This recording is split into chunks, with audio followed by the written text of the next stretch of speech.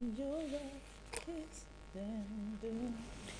If you could try like we tried before. Why are you not looking at my face? So keep on telling me those lies. I'm not in Nigeria that telling saying, me your voice is sweet. Are you a choir in church?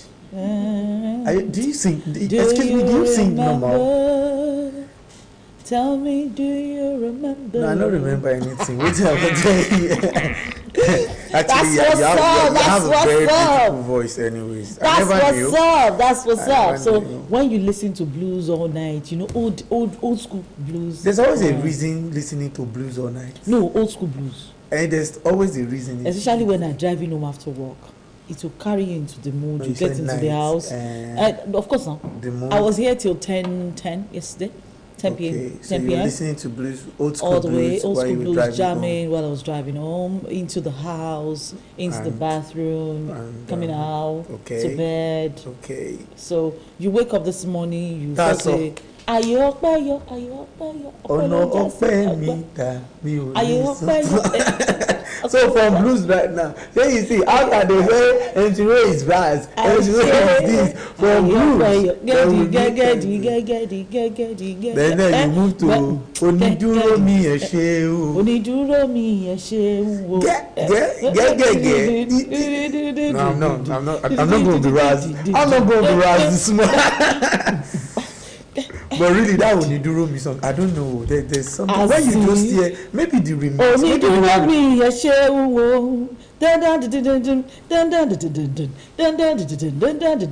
Tí mo jọmọ Jésù pa tí mo jọmọ Jésù. Onídúró mi ẹ ṣé o. Everyone is happy just because of the way they are celebrating them. I should just let you know. Ó ṣe ènìyàn ló bó jẹ́ rí olódúró fún mi ni wọ́n ti sá lọ. That's a lie. I will tell you, see, let me tell you something.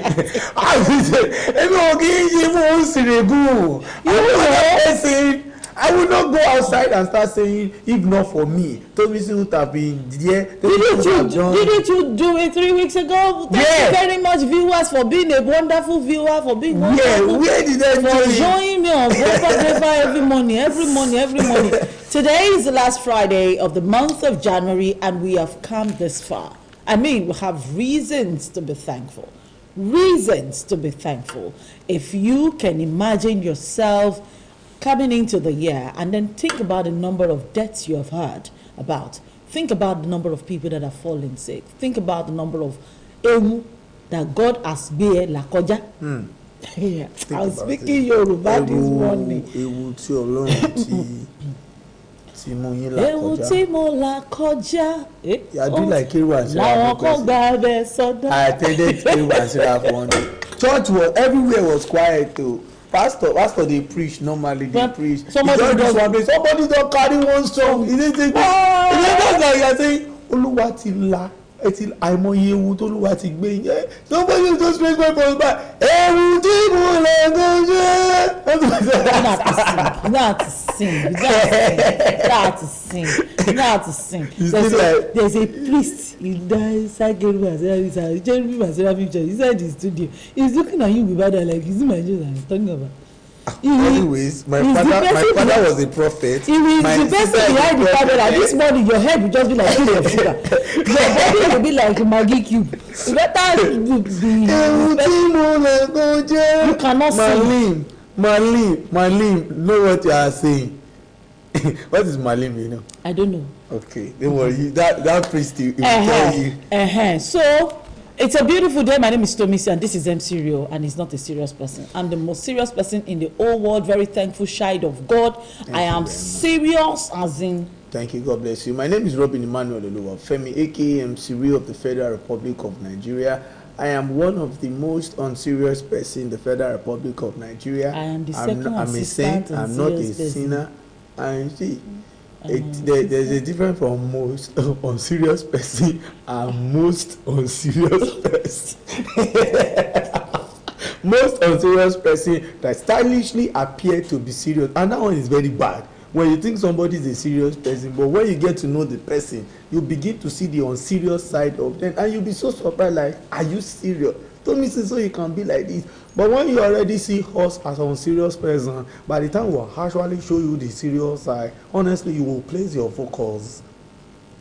Thank you. Some people just walk into the zoo. I'm wondering if they are my guests this morning. You are my guest, Abby. You are my guest. It's a pleasure always coming here to spend time with you every beautiful Friday morning. And of course, when you come here, you get to bring good news. Please, Rio, I'm warning you. Anything that is not good news inside this paper this morning, don't read it. And I'm telling you that I am radio without battery. I am the Lord shy. The Bible says, I shall not fear. Know the truth, say the truth, and the truth shall set you free. So I'm not going to hide anything in these papers in my front, except it is too bad. Yes, sir. Now, like when you go first, ladies first. Okay, I'm going to do the Guardian newspaper first, and Discos face imminent collapse, wallow in debt. That's the Guardian newspaper. About the headline, it comes with the riders, no disco declared dividend 8 years after privatization. Buying electricity asset with loans, misplaced priorities, say experts. Banks may run into regulatory sanctions over non-performing electricity loans. 202 billion naira MDA debt. Insecurity, theft, lacks corporate governance pose fresh challenges. Genco suffer investment shortfall over Disco's load rejection. Are you with me?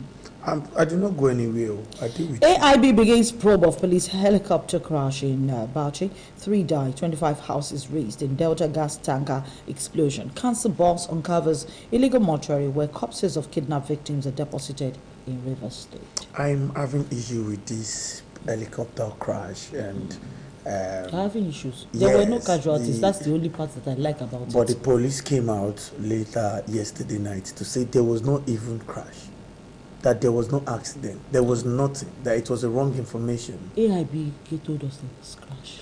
I don't know. So that's why I said I'm a little bit confused. Thank God for bureaus like the AIB, the Accident Investigation Bureau, who can tell us exactly what happened. What happened. We will wait for their reports to come because they are asking for... I think the IG already picked interest in the matter for another proper investigation. So let's get to know what happened.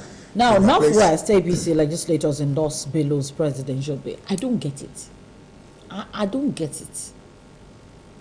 He is the legislator, so you don't understand. House of Assemblies, they are the ones who endorse.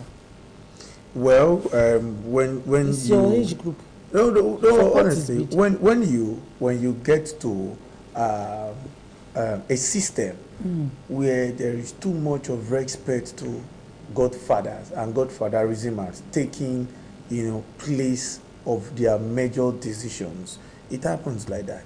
Sometimes they forget they are in power or in public office. They just come outside to endorse openly, forgetting that everybody we are democracy people. Okay, Ekiti APC primaries, Ekiti PDP primaries. That was 2 days ago. We had 150 thugs that were arrested, and there was violence. There was a purported noise. But Fayoshe's candidate came out the anointed candidate. His preferred candidate. Finally, the APC coincidentally had theirs a day after, and I'm asking the question: Oshijekwe in his all. So it usually is always like that. Sometimes political parties, it's just like Davido and Wizkid. They won't drop album. They are waiting for that. Which time this one won't drop album? Let's see who go win PDP primary, so that Amali for policy. Let's see who go win APC primary, so that And funny thing, I think you see, Fayemi and Fayoshe, I think they have this bond between the two of them. You think there's a bond? Yes, I think there's a bond, because there was a time Fayoshe had wedding, his child or son's wedding. Fayemi came. He will come now. He's the governor of the state now. I know. It's respect. Right now, after their primaries, Fayoshe took the governor of Jigawa and governor of Akwa Ibom, to State House to go and see. You need to see how they were playing, snapping and posting it on social media. Haven't you seen that? What are you talking about? You've forgotten that this is politics and there are no permanent enemies. There are permanent interests. Yes, it's just interest. Yeah, but well, maybe just our interest. Just you've seen scenarios. And don't forget that Fayemi is no longer coming back as governor. This is the second time he's done. Both of them are not coming. So there's no need to continue to have rancor. But the interesting part about it is that there are 8 candidates for the APC governorship seat aspiring to be nominated. I was surprised to see the vote of Olujimi, that female senator. Like, she pulled out. She pulled out. Yeah, she pulled out. Eventually, they wrote a number, maybe 32 maybe some people mistakenly voted for her, but just as they were about to start, she pulled out. Okay. So she had in plan. Do you know what happened to Senator Olujimi? No. Our dear senator in Kogi, Dino Melaye. Okay, Dino Melaye. No. You remember him? Okay. During their primaries. You remember he dropped the senatorial seat to go do? Yeah. And then he didn't go back to the Senate. Remember, he didn't go back to the Senate. He did not. I think that was what Auntie did yesterday. So she dropped the senatorial seat? No. She can't drop the senatorial seat. Oh. Okay. Anyway, we didn't. You know the way. Eventually, no. Yeah. So she dropped the interest that she's not interested in becoming governor again. She retained that senatorial seat. Because me, I don't see. Because being a senator, being a governor, where there are 2 different offices, and after all, your governors finish their terms as governors and go back to being senators. Most of the time. Senator Ibikunle Amosu was a senator, came back to become governor, and went back to the Senate. All right. Many. If we start counting. Senator. Senator Governor. Senator. I'm sorry. Senator Odu. See. I don't know. You don't know. It's like one people taste. The only person that I really like what happened is Togara. It was rep first before, you know. Okay, yeah, before this guy too, Emeka Idioha, before Sambuwa. Sambuwa also was. Well, me, you get the point, right? But well, everybody's natural. No, but the point is that you get the point. I get the point. The point is, so when you say you recycle, you get it. You get it. But if you don't get it, forget about it. Who are not putting up any 7 people pulled out of that Ekiti primaries yesterday, and while 7 people pulled out, interestingly, they still announced one person as the winner. As the winner, and I think that was the former SSG. Is it former SSG? We had the video to that primaries what took place at Ekiti yesterday. Let's quickly watch the video from Ekiti and come back and show you who won, who didn't, who is boycotting or who boycotted, who is happy and who is not.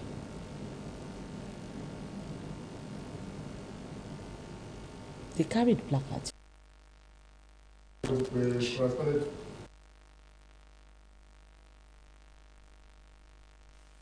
Placards. I mean,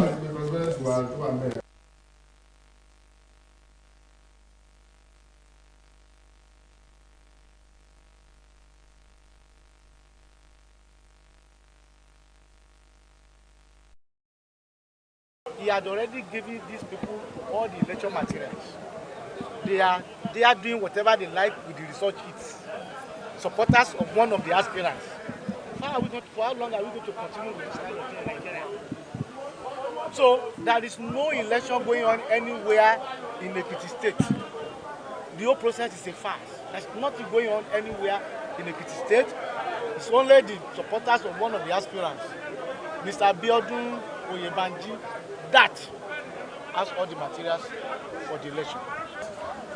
If they want to fail in June 18th, or if they don't want to fail June 18th, they need to stop whatever they are doing now and let us reorganize, recompose the list of people that are going to conduct this election, and then we go to the field and do the election. The summary of everything we are saying is that the electoral process has been hijacked by officials of Ekiti State government. The process has been hijacked from the election committee that was set up in Abuja, that was sent to Ekiti. They are not the ones in charge. People both said that the results of this primary election would be written. We all thought it was a joke because we thought people in government here were too civilized to do that. That was our thought. But this money is playing out. Election materials, sensitive election materials that were meant to be distributed at this secretariat by before 8 a.m. this morning in the presence of aspirants or their agents were distributed between 10 p.m. and 12 midnight last night.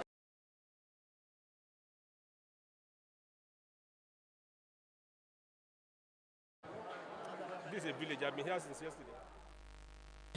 Back, of course, that was what took place in Ekiti yesterday, talking about the Guba polls. All right, let's take a look at the Nigerian dream. Most of the time we get to ask if we are actually in a democracy government, because when all these things happened, you're confused. You get confused?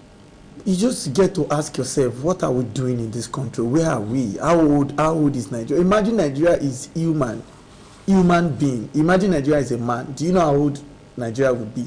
Nigeria would be an old man. Say it out now, be sure for you. It's you. To Nigerian Tribune today, our economic policies working. Buhari commissions BUA cement line in Sokoto.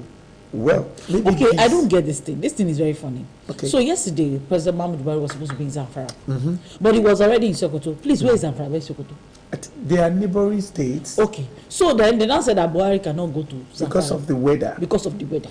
Somebody called but me. But he was already in Sokoto. Somebody called me on radio. To ask that question, right? No, from Bauchi. Okay. Person was listening from Bauchi. I think another person called from Kaduna and said, okay, why can't they go by land?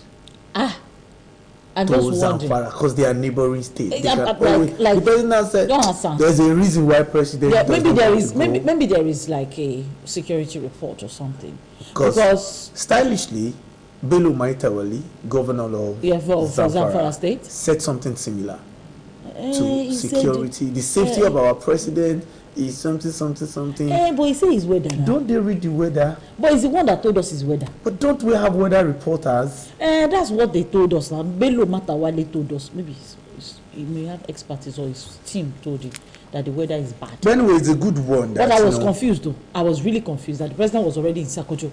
And it's just like Ogun and Lagos. That is already in Sokoto.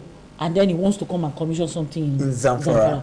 Two things he wants to do. I think commission then pay condolence visits to the Zamfara state people. You know. So I was just wondering why Sokoto to Zamfara. They should come tell us there is a security reasons. Not the thing looks somehow because a learned person, a person like who understood, you call it again like weather. You go feel like a person they ride you. You be like you just get me. You understand. But I want to commend the president for going to regardless the political differences. Going to Sokoto. No, but it's interesting now. Governor Aminu Tambuwal is a fantastic gentleman. I know, right? Yeah. What I'm just trying to say. Don't forget he was the same party. He decamps and then decamp back. So don't worry. Well, anyways. It's politics. But our president was never in that party. He was in CPC before. No. What I'm saying is, I'm saying our governor, our Sokoto state governor, was part of the concept. I'm in Nigeria, no, Andrew, please. All the governors in Nigeria are my governor except for the one that is trying to be president. What other stories do you have on Nigeria? Clark to Buhari. Okay, I have one that is also not my governor. He used to flog people. Me, I'm not there in case they bring King. And now he's thinking that he wants to become. When not you brought peace to Niger Delta. We, not you. Yeah. We, not you, brought peace to Niger Delta. That is Edwin Clark trying to clear His Excellency President Muhammadu Buhari. Say, nothing say now you bring peace, come here. Now we do our thing. And that's why he said, you speak for our president and you are letting us to know. That is why man is not God and God is not man. Police chopper crashes in Bauchi. Helicopter in controlled safe landing did not crash. Police. And they said in controlled safe landing. It did not crash. But maybe it crash landed. It crashed. It crash landed. Come on, for Imbushi, because all these things they are saying. All your control safe landing. Oh, what are people crash landing, but it did not crash. I like this kind of explanation. Because if it crashed, maybe it will scatter. So it did not crash. Okay, amidst boycott by 7 aspirants, Oye Bamiji wins Ekiti APC primaries. And that's what I'm wondering. How can 8 people want to do something and 1 person, and 7 people boycott and then 1 person still won? When I heard boycott, I was thinking, oh, there's a problem with the primaries. Probably they will have to fix it. No. They actually came and said they don't want to do it again, that they should postpone it, blah blah blah, during the process. But eventually they had another consensus that they should continue. During the process. But those people that were doing it continue doing it. Okay. Well, aggressive experience should approach appeal panel. Oye Bamiji, that's the winner. Now advising them, if you know jail for one, I'm gonna go appeal panel. Are you taking the PDP gubernatorial primaries appeal panel? And that's the national chairman of the APC. Oh. PDP. That's PDP. That's for PDP. Yes. Yeah. So that's the national chairman of the Reps of the PDP. Begin probe of actual daily consumption of PMS to ascertain maintenance, rehabilitation cost of refineries. Okay. Afenifere knocks reps over rejection of state police, and I read that story. I figured that Afenifere, they were angry with about 14 honorables in the Federal House of Representatives. They hailed about 11 of them, stating that the Constitution 1999, not amended, 1999 Constitution stated clearly that the state can have their own state police, But then His Excellency President Muhammadu Buhari said it on the national TV that state policing is not an option for him, that he's not interested. Yes, keep pressure on terrorists, Buhari tells military. He told them to fire up now. There is no time. No time for... To check time. Yeah. Idumota violence. Court remands Kunle Poli, 2 others for 30 days. 14 abducted Kebbi students not yet released. UAE lifts entry ban on Nigeria, 11 others. APC Northwest legislators pledge support for Yahya Bello. You said it earlier, right? Robbers attack bullion van in Delta State. According to the information, I heard the bullion van was even empty. So all their efforts was wasted efforts. All right, the Nation newspaper is where we go next. Fashola, we've achieved more than US in infrastructure. And you see, people don't get this what? What is what? No, we are going to... I can break that down for you without even reading what exactly he said in the context that he said it. Okay. Should I break it down? Before you break it down, why are they not always using the contents that Nigerians will understand at first? Why no, but this is easy. All right, so for example, the minister spoke yesterday in Kano during the APC conversation series. The series is the ruling All Progressive Congress initiative to create awareness on the achievements in the last 7 years. So Fashola said, I can assure you the present administration of the APC of President Muhammadu Buhari has achieved what even the US government is trying to do in terms of infrastructure. As of December 2021, we had completed 941 kilometers of roads across all the states and geopolitical zones. The ministry is now on the border between Kano and Katsina states with work ongoing on the Katsina boundary section. He explained that the Buhari administration has been making progress in road construction amidst challenges. In Kano, for instance, 21 road projects in and around neighboring communities. Oh, no, let me break it down. No, I know what you're trying to break down. Now, I just want to understand the comparison. You see the comparison. I want to say something. Okay. I feel it's disrespectful at any length to compare the United States and Nigeria together when it comes to infrastructure. No. He said achieve the U.S. administration. So let me just tell you exactly what they are saying. Okay. So how old is the U.S.? Over 200. Over 200 years. Okay. So we're not talking about what they've achieved in the past. He said what they've achieved, like current. Now, what he's saying is, have you ever heard the U.S. government telling you that they're building roads? Because they have that roads. Good. Have you ever heard the U.S. government tell you they're building rail? Because now, wait, this is what I want to say. So, let Nigeria go say they want to compare that with African countries that we are doing. They're going as far as the United States of America. It's disrespectful. They don't come to campaign to you that vote for me, I will give you roads, because they have electricity, they have all these infrastructure that we are trying to get. Maybe he's just saying, okay, in the last 7 years, or even US, they've not done anything on infrastructure as it were. So now they're feeling like, why do you have to go to US? Where's Ghana? Where's Rwanda? South Africa? Let's compete with those ones first. I'm going to United States of America. I saw the headline and I was like, no, Babatunde Raji Fashola, I love him so much, but I was like, no. This comparison USA. One thing got one shame 7 years here, and only they have it surplus, and they, God.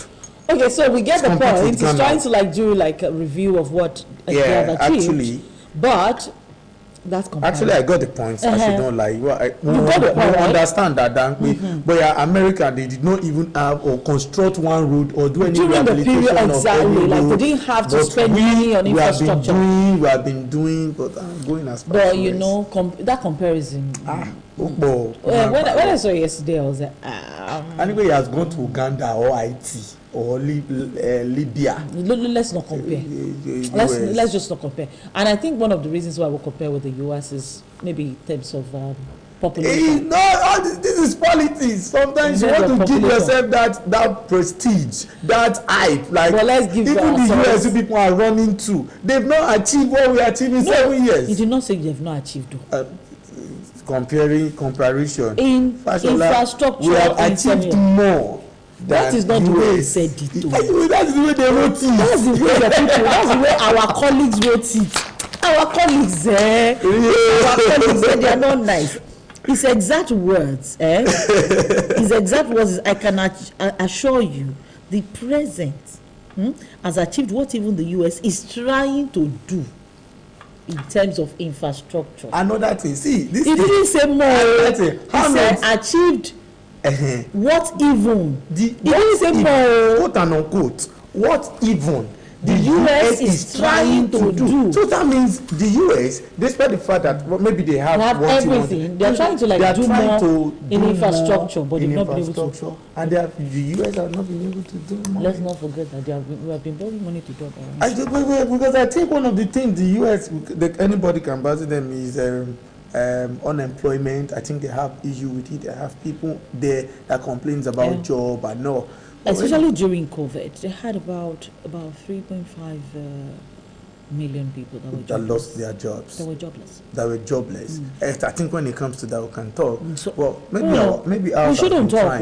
They have a social security, preparation for people like that. So, peradventure you miss the opportunity. Don't worry. There is always something. Okay, don't abandon power shift to the south. Owaneze cautions. Dangote Cement mops up 35.1 billion shares. VAT controversy affected remittances, says FRS. Adeyeye, Bamidele 5 others boycott Ekiti primaries. Why manufacturers should cut cement prices by Emefiele. President unveils Boas plans in Sokoto. That's what he went to Sokoto to do, you see? Boas Cement. Yes, now that's what I'm saying. And I think it should be able to help the price of cement in the country. Now, the Nation newspaper's banner headline is simply Buhari to military, don't spare bandits, terrorists. ECOWAS leaders meet on Burkina Faso, Maliku. 6 Yahoo boys convicted. Northwest security situation giving me sleepless nights. Poor weather stops President Zamfara visit. In the Northwest, the same people, the same culture are killing each other and stealing each other's property. And the father gets life jail for impregnating his daughter. I don't like to hear news. I love it. He was given life imprisonment. Not that useless. Do you know what kind of things we've been hearing? 5 years, 5 years, on compassionate grounds. Well, no, please. Compassionate grounds. Compassionate in my foot. A daughter. Give her everlasting stigma. Give her belle finish. You can't give her 5 years. You say na because say be papa. Which kind of thing can be that? I beg. Let's look at the punch. Jesus is a Christian. It's the foundation of Christianity. Okay, in the Punch newspaper this morning, PLC workers embarked on 3-day strike over constable's recruitment. South Court decide alleged 32.8 billion embezzlement by prison director. April 22, 33 successful biller lost federal government's marginal oil fields award. House security report forced Buhari to cancel plan subsidy removal. Federal government feared subsidy protest could be worse than NSAS. Source. Reps to summon more oil marketers, transporters, customs, others. World Bank, IMF may decline Nigerians' loan request over fuel subsidy. Maybe they should decline. APC aspirant alleged fraud. Fayemi's XSG wins Ekiti government primary. Well, court remands NURTW leader Kunle Poli order over Lagos Mayhem. Rounday man, 37 years, bans life imprisonment for raping 13-year-old girl sent on errand. Kaduna reporters get 1 million bail after 83 days in detention. Tinubu, Nigerians' wisest choice for 2023 presidency. Babajide Sanwo-Olu said that. Ogun pastor arrested for campaigning for the housewife daughter, husband alleged sex romp.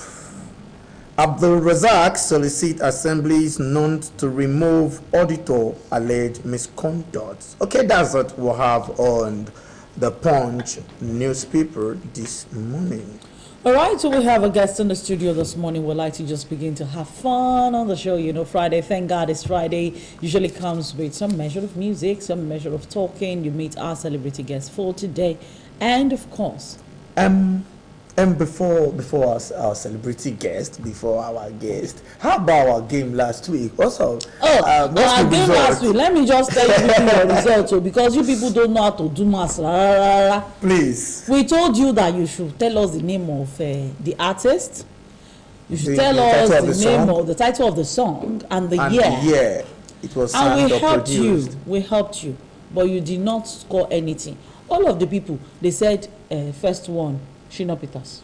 I got messages that Shina Peters. I think we played one of Shina Peters songs. That was the number one now. Okay. I had Shina Peters. I had KSA.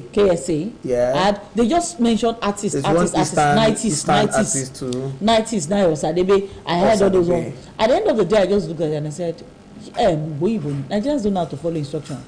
And maybe we should stay. Our quiz is going to come up again from 9:30, and this is what we're doing. We're playing a song for you. You listen to it, you vibe with it, you tell us in the instant who sang this song, what year it was sung, and of course the title of the song. You send that to the number we put on the screen, and quickly you begin to win your gifts. Don't forget, we get gifts as in Bokwa for now. So if don't allow me to take the gift back home. If you guys is not winning this time around, I just take it home by myself. After all, you don't have to take it home by yourself. I'll share with help you take it home. I just 70-30 as the man in the house. 70-30 now. Inside 9 bones. God, so get ready. Inside 9 bones. Hey, I have it. I have one. You still want to take it? All these gender equality things. Well, no wala. You are eyeing me. My name is Emmanuel. Jesus' other name. You eye me, you eye Jesus. So continue to eye me. Continue to eye me. Some people can blackmail you, eh? Chai! I can't wait. I can't wait for you to have children. I will beat them, eh? Let's take a break. We'll be back. Don't go. You know. Our grandma. Wait. My grandma now. She lives at Amukuku. We call her Mommy Amukuku. My great grandma Bariga, Mommy Bariga, and now you probably in another, let's say, few months or a year or 2 years, you don't get asked for Ikoyi. Now my children answer, Daddy, you want to go to Mommy Ikoyi? Mommy Ikoyi, when you flog you. Go to Mommy Ikoyi. Come and go to Mommy Magodo. Let's take a break. We'll be back shortly, and of course, you get to meet our first guest for today.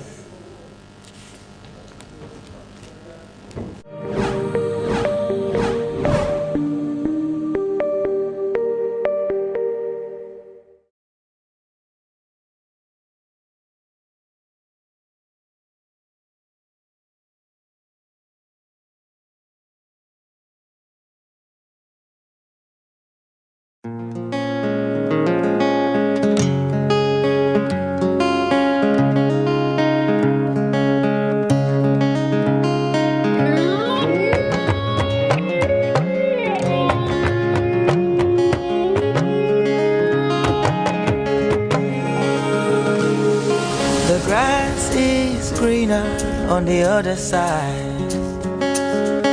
That's what I thought before I took the ride. I burned my bridges so I'd never look back.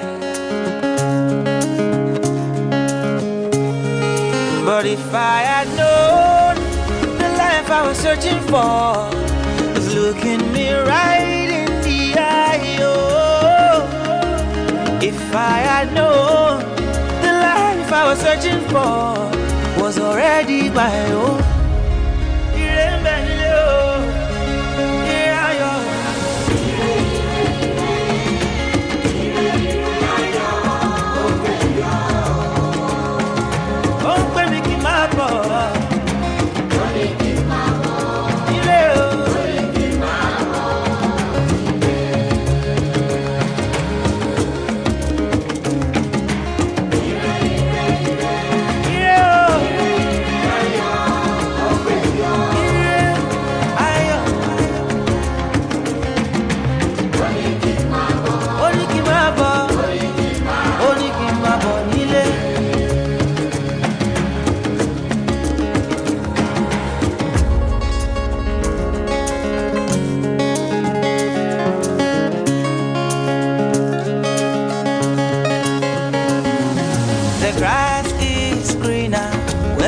At the ground.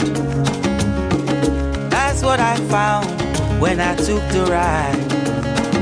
I realized the mountain I've been climbing is nothing but sand.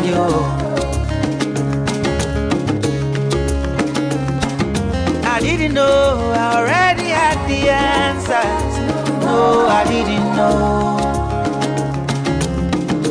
But if I had known the life I was searching for was looking me right in the eye, oh. If I had known the life I was searching for was already my own.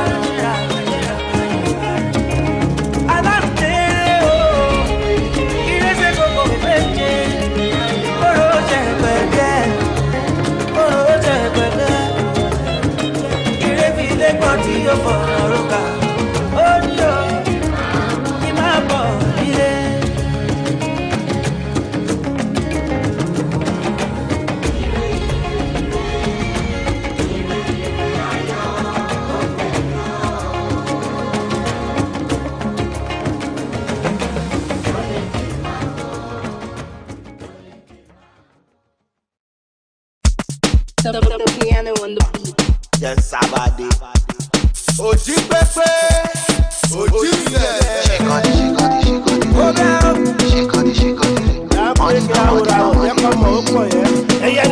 wọlé wá jẹ́ kọ́ńtọ́. Ó pọ̀ yẹ. Ẹrù lọ́mọ ó má kọ́kọ́. Tó bá gbé súnmọ́ mi ó má pọ̀ mọ́. Ta ló ní tírélà tó yí lọ? Ìjọba náà wéètì, ìjọba náà dáńkù. Music ni màá bá kú. Dem say we too dey kaku. We dey sọ enemy saku. Little money, too much spending. Oh yeah, they can't wap at the edge. Ogun nepa, one no to kawaya. Chawalaya be COVID, atuaya. Ori bekada kam waya cletus. Mami show my phone me ní pé kú. Mama débi tá ti máa múlẹ̀ fúrọ́ mọ́là. Yóò máa kakú ọ̀fẹ́ ní Ghana. Ẹlẹ́yà tó bá ní sardine àwòràwọ̀. Sìrìkì ọ̀dà kú àwòràwọ̀. Abákọ́lélé designer láwọ̀. Olúwa ṣe ń kó bẹ̀. Jẹ́ kó mọ̀ ẹ́ filẹ̀ ìjọba náà dákú. Ọmọ ayé rap ní máa bá kú. Súlé wọlé wájẹ kọ̀tọ̀. Ẹrù lọ́mọ ó má kọ̀kọ̀. Tó bá gbé súnmọ́ mi yóò má pọ̀ mọ́.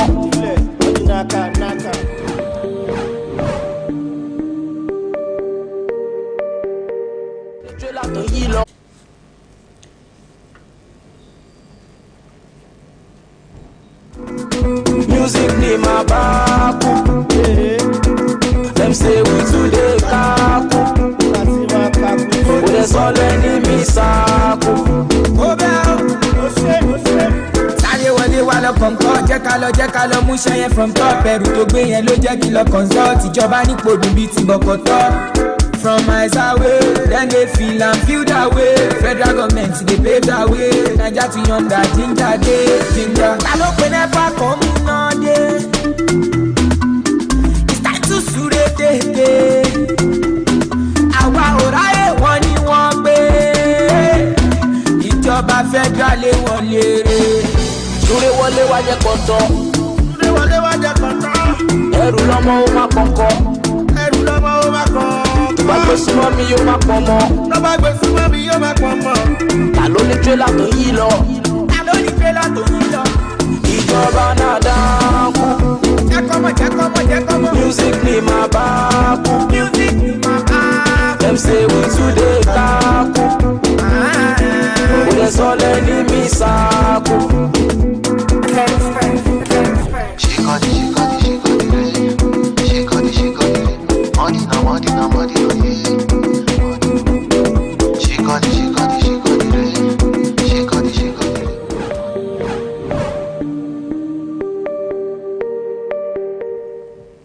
Welcome back to the Bumper Breakfast. Okay, this morning is interesting because I have a promoter in the studio and I really want to be sing my song now, wax my own album now, so that I can promote my what?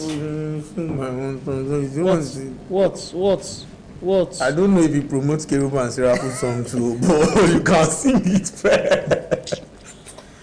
Anyway,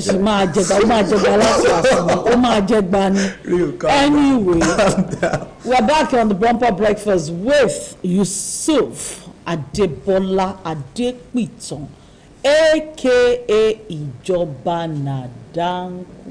Ijoba Nadanku. Yes, I heard CDQ say CDQ no matter what song. CDQ Ijoba Nadanku. Music in my baku. Music in my baku. Interesting. Good morning. Good to have you. Ṣé Ijoba Nikalo? Do we use Ijoba? We use Danko. Ijoba Nadanku. Ijoba Nadanku. We have to call it like that. Like Ijoba Nadanku. No space. Ijoba Nadanku. Ijoba Nadanku. Ijoba Nadanku. Ijoba Nadanku. Music in my baku. I want to see Ijoba Nadanku. Music in my baku. Oh yeah, now maybe you are gifted. Maybe you are gifted. Yeah. Oh, Ijoba Nadanku. Yeah. Ijoba Nadanku. Ijoba Nadanku. No promoter will carry you. Ijoba Nadanku. Futulize the thing. Futulize it. Joe. All right,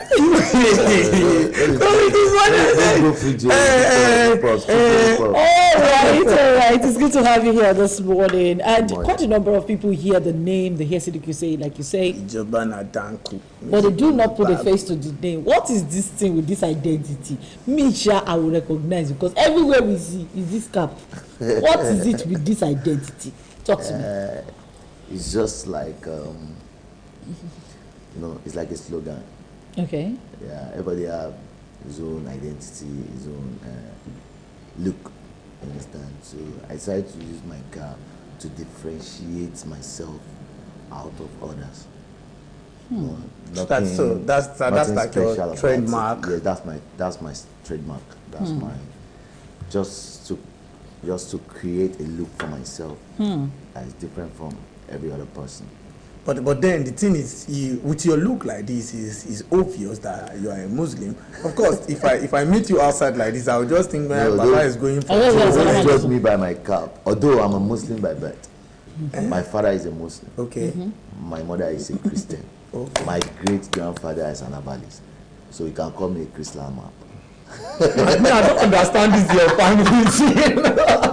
so if I'm saying I say salam alaikum. You still come and say, why are you shifting to me? You better stay with your cross. If you pray for me in Jesus' name, I'll say amen. If you pray for me Islamic way, like Fatiha, I will respond. Okay. At the same time, if you say your people are even here. I'm not sure the people that came with you are Christian or Muslim. I'm everything. I think the people that came with you, I don't discriminate. But the people that came with you, when he mentioned Christian, they did not talk. When he mentioned Muslim, they not talk. But they were the one that encouraged.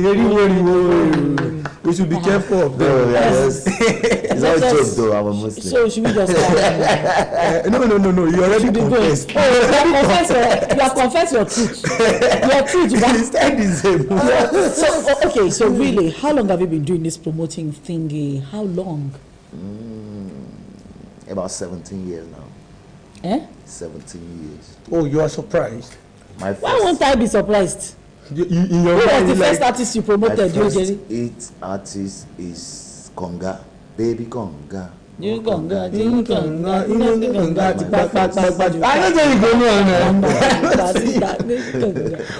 really, what happened to Conga? Oh, his time was over. No, it's still there. It's coming back because although after Baby Conga, I did Kaba Kaba with that green. Yeah, I'm actually Kaba Kaba. Oh, you did Kaba Kaba too? Yeah, with that green. Oh, and do Kaba Kaba.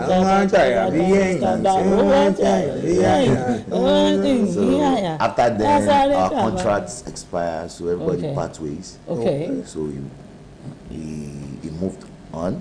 Okay. And I moved on as well. After him, I did May so rest in perfect peace. Slim Joe, Otinya, Oh, he's late now. Yeah, he's late. He's late last. Like that one as well. Those were the regular popular guys in the industry that time. For real, it's not jokes. After Slim Joe, I brought Lace. Shebi Wallows. I think he's about to release a song with Nice now. Yeah. I just posted it too. Like Lace. After Lace, I brought Clever J, Terry G.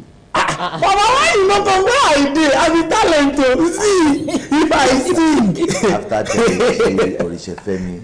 Okay, hold on. Terry G. Yeah. Terry G is a pastor now. He's not a pastor, he's still a musician.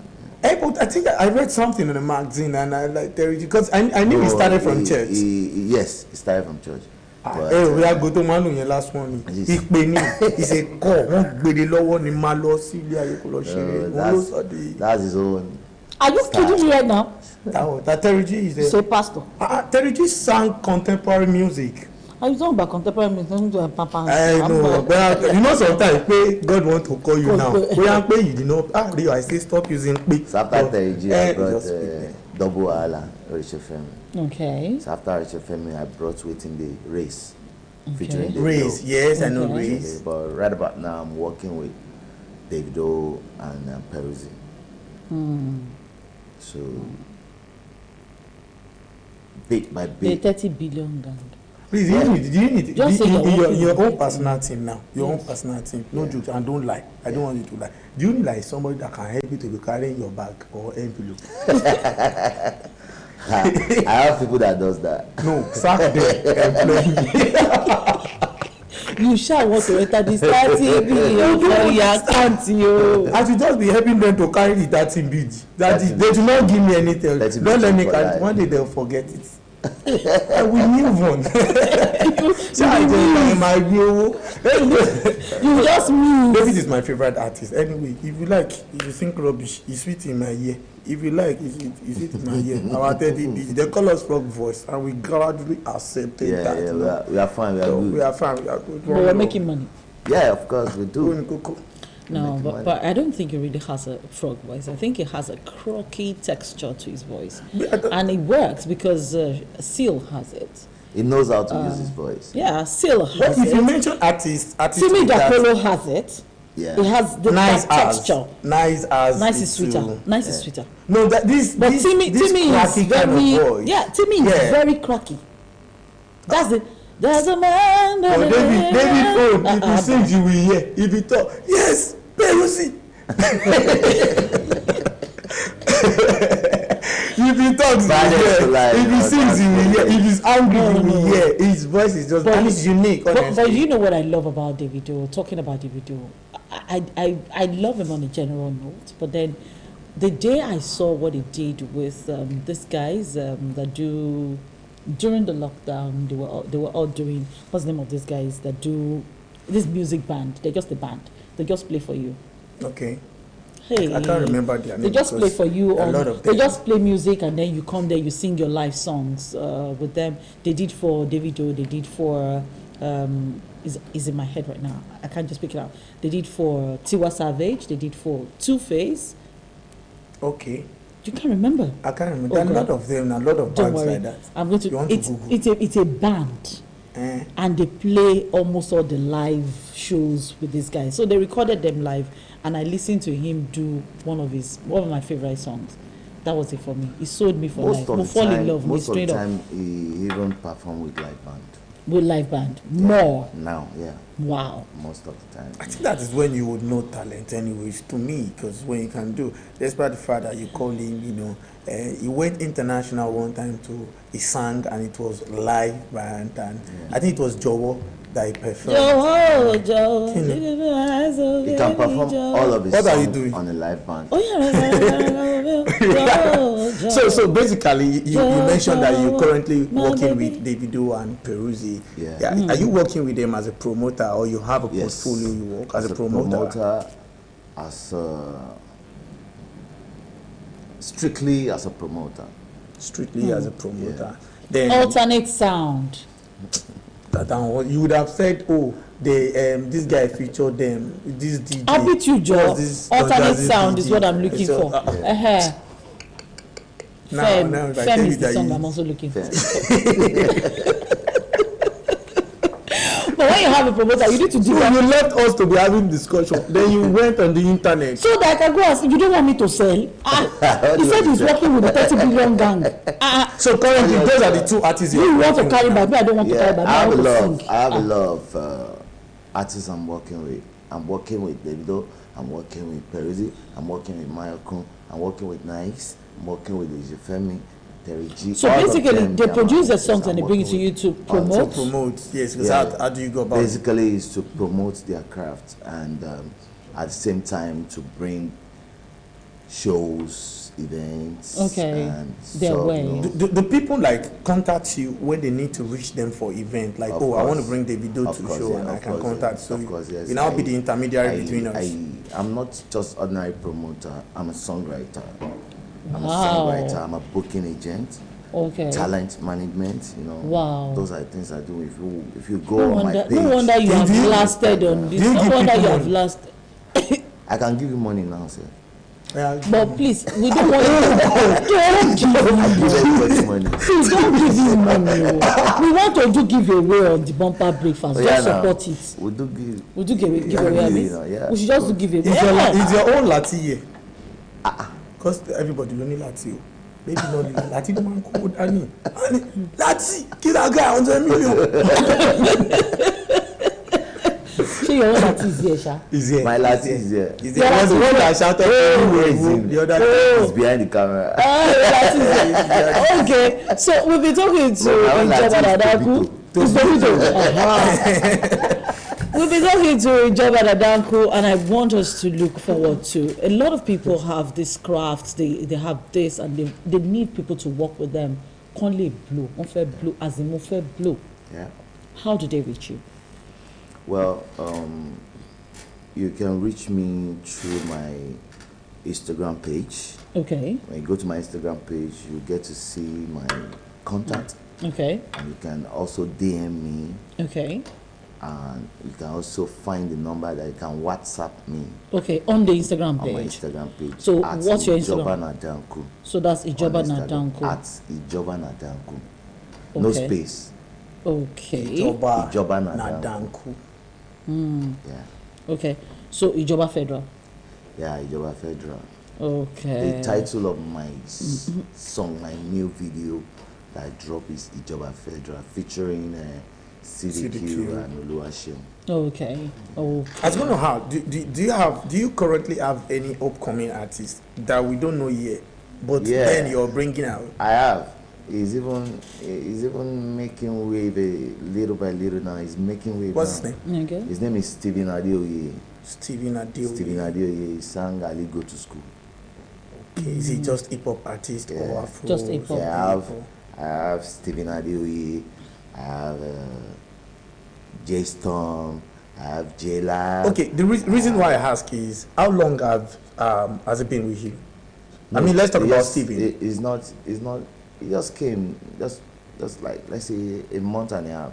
Okay. And he's already making waves. Yeah, he's making waves. A month and a half. On a scale of duration, how long do you think it would take him for him to go national? I'm not saying global. I'm saying in the next 3 to 4 months, he's going to be everywhere. It's going to be everywhere. 3 to 4 months. But you know, is that good? His music is that good? I was going to say that. There's a difference between when if you Google Ali Go to School. There's a difference between when you know that. And why is he using his full name? Because speaking for himself. No, because everybody uses one thing or the other. Why is he using nicknames and all that? Olamide used Olamide, but not the full name. But this one is using Stephen Adeoye. Stephen Adeoye, that's his name. That's his stage name. Boyanko is that's his real name. That's his. Boyanko doesn't want to. People are calling him Ali now because of the song. Yeah. Ali go to school, but Ali go more way. Ali leave the school. Ali Bonole. Ali Baila B. Ali She. Oh God. Ali make money. Now Ali there. You wanna be like Ali. Since Yahoo boys were convicted this morning. No, it's not Yahoo boys. Since Yahoo boys were convicted this morning, Stevie Adeoye, that's Baila B. That's it. The song is even moving by itself. Wow. Now. Wow. So before. Bring him on my show. Before 3 months. You need to bring him on my show. I need to quickly meet him before he becomes a superstar. Because when he becomes superstar now, he will not be forming. He will not be forming.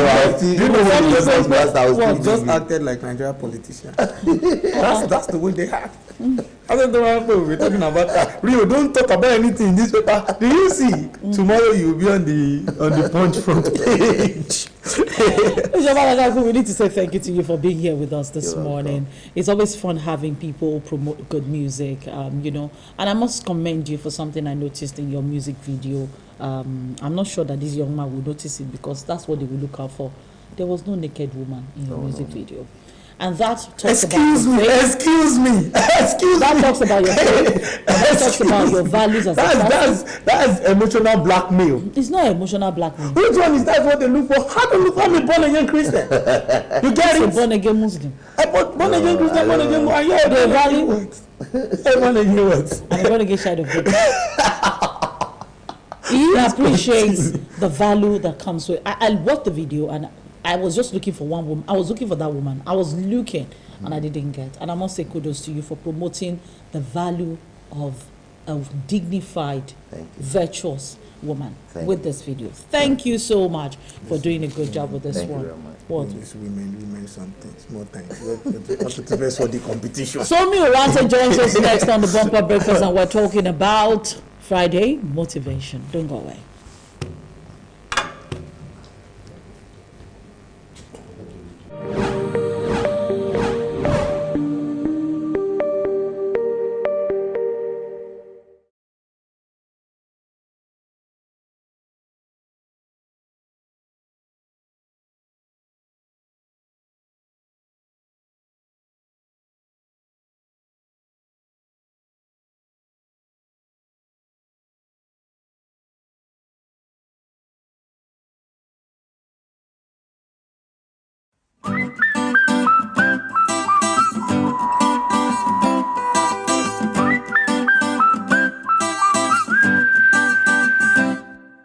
I walk, I don't dey tire. I don't hustle this music as yogurt and gala. I know come this life just to suffer. So if it ain't about the money, my homie, don't bother. Mo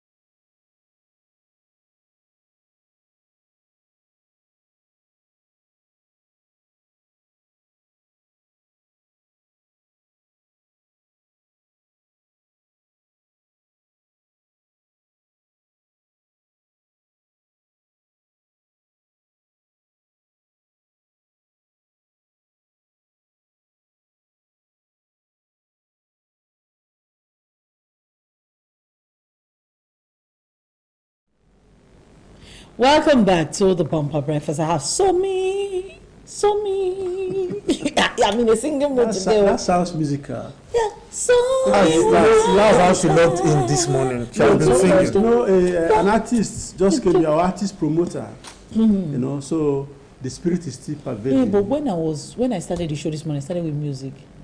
I started with, do you remember? Tell me, do you remember? You don't remember what things you make you remember. You know that's good. You don't remember. So good morning, Jerry. Last week we were talking about how to have a productive 2022, and you gave us some pointers. We talked about on risk, on investment, and on expectation. We said if you should not expect what you don't inspect. Yes. As you risk. Yeah. If you want life to be of any meaning to you, you should risk. Learn to take risk. Yeah. But calculated risk. Yes. And then you should invest wisely. You know. Anyway, today we want to continue from where we stopped. Now, yesterday is said to be a cancelled check. Tomorrow is a promissory note. The only cash at hand is today. Yeah. So we have to learn how to spend it wisely. Now, the first thing we have to look at today is how to apply the Pareto principle, the 80-20 principle. You know, the way it is, and so many things in life that we are bothered with, we have to take our destiny in our hands, in our own hands. Nobody is going to do it for us. So, we have to be our own personal CEO, Chief Executive Officer, Chief Operating Officer. We have to be the person that will decide what will happen to our life. Focusing our time, our energy on the 20 things that we can do that will give us 80% result. That is the Pareto principle. Looking at other things you can delegate, you can eliminate some, you can outsource. Putting your energy where it will serve you the most. The ones you want to do yourself, you have to make sure that it's the one that will pay the highest dividend. Some bit of selfishness. If you ask a bit of selfishness. It's important. And that's somebody said that at least human beings are naturally selfish to an extent, anyways. It should be to an extent. But you must draw a line between that's positive selfishness or self-centeredness. I was going to ask that. Is there negative selfishness? Of course. We'll get to that. You know, so that is number one thing we have to do this year if we want to have a successful, productive.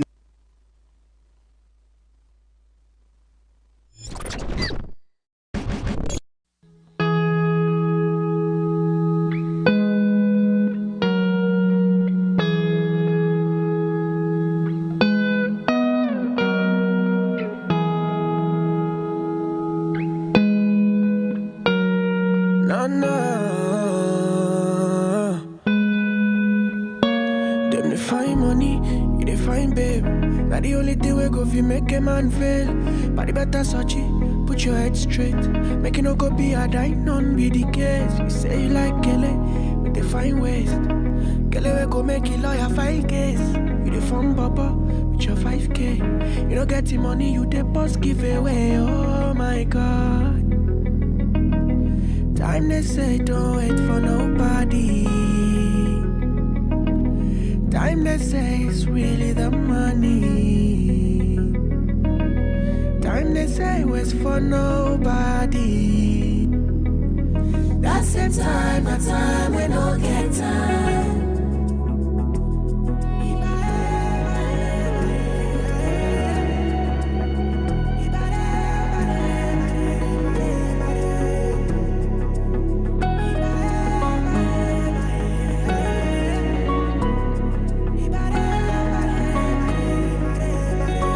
Give me 5 minutes.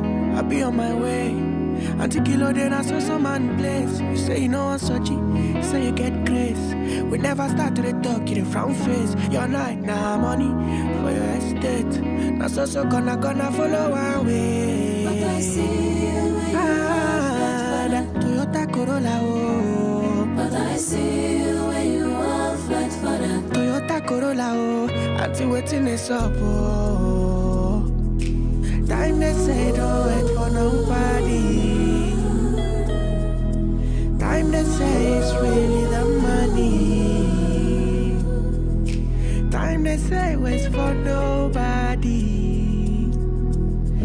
At same time, not time, we don't get time.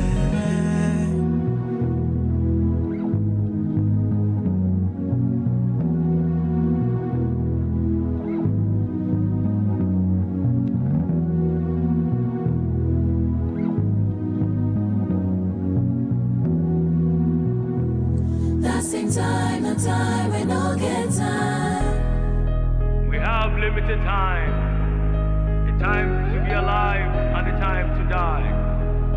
So live every day of your life like it's your last.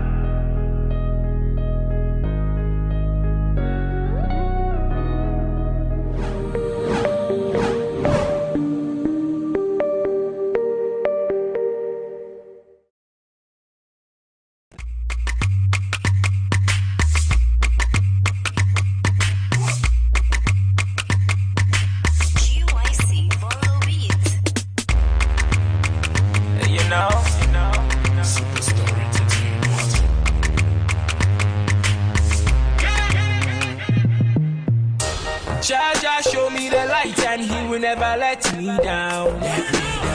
Put me top on the mountain, Baba, you bless my crown.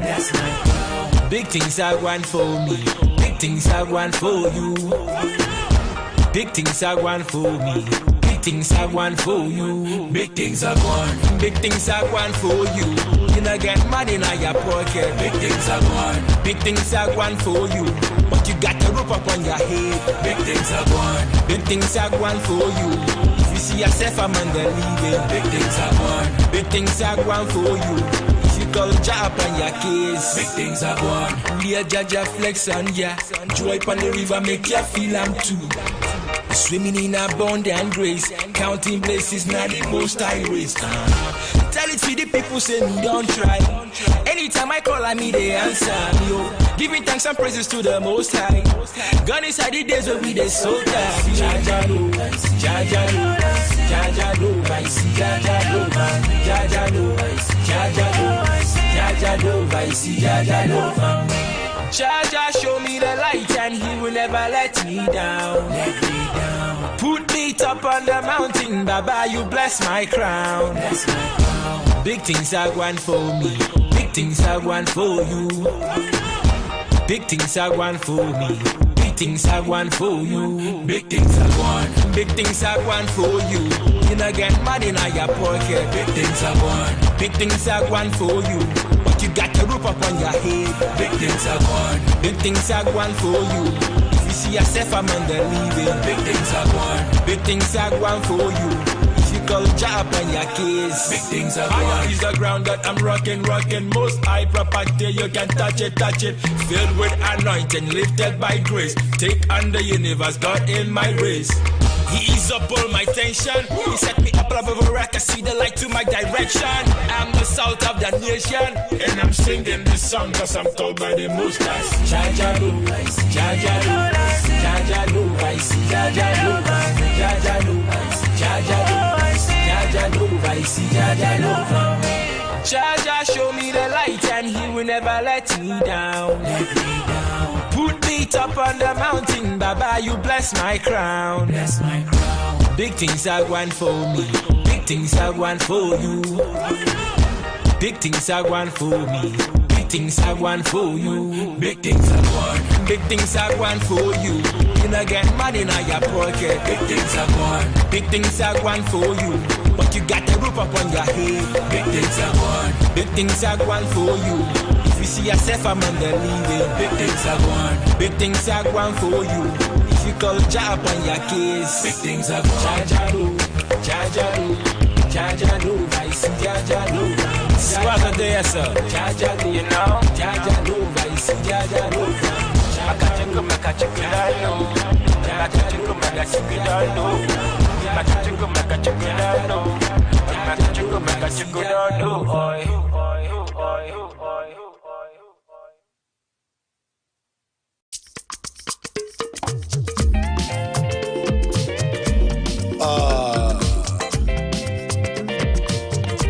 Ẹja ṣeré láyé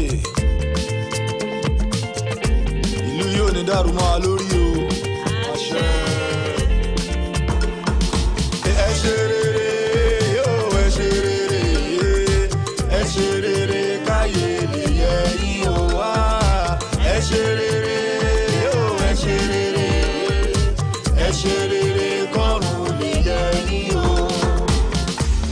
wọ́n ti gbàgbára lé ẹ lọ́wọ́ ó ń ṣe bí ẹni olúwa kò lè mú lójú alákọ̀ọ́rí ayé tó wáyé máyà bí ẹni òní kú ẹ máa wà alákọ̀ọ́rí ayé gbogbo owó ìlú ló ti kó jẹ tán jọ tó bá kú lágbára tán ẹ ṣe wá ṣàyé jẹ́jẹ́ àwọn ọmọ tó bá fi sí ilẹ̀ wọ́n jẹnu yàtọ̀ kó wá sí gbogbo owó ará ìlú gbogbo ẹ̀ ló kó jẹ pátápátá ìyà ń jẹ yín ẹrù pẹ́ńjáyé ọjọ́ ẹlẹ́yà yín lẹ̀ súnmọ́ wájú ẹ ṣe rere.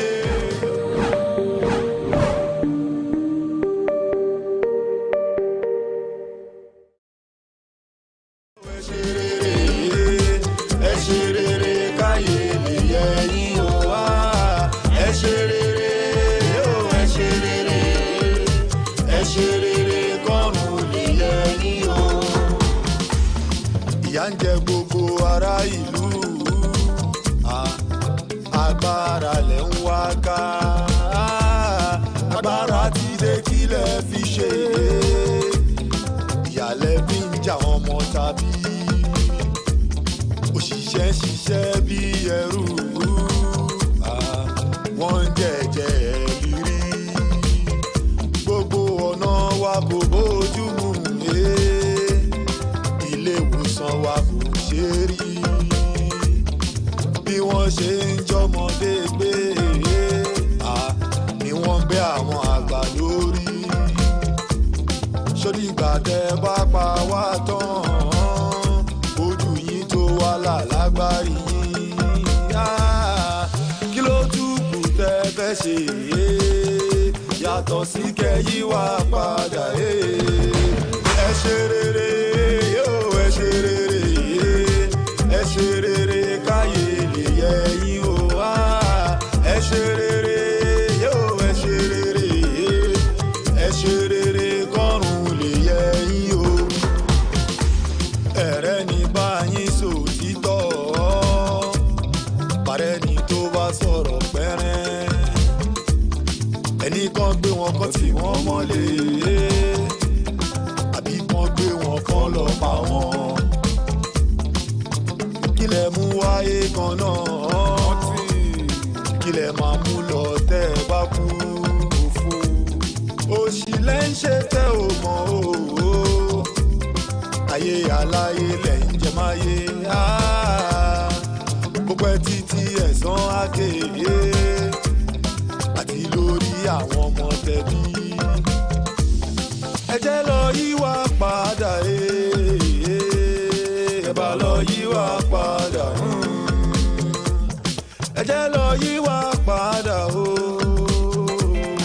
ẹ bá lọ yíwá padà ẹ ṣe rere ẹ ṣe rere ẹ ṣe rere káyé lè yẹ yín o ẹ ṣe rere ẹ ṣe rere ẹ ṣe rere kọ́run lè yẹ yín o ẹ ṣe rere ẹ ṣe rere ẹ ṣe rere káyé lè yẹ yín o ẹ ṣe rere bàmí ẹ ṣe rere ẹ ṣe rere màmí ẹ ṣe rere.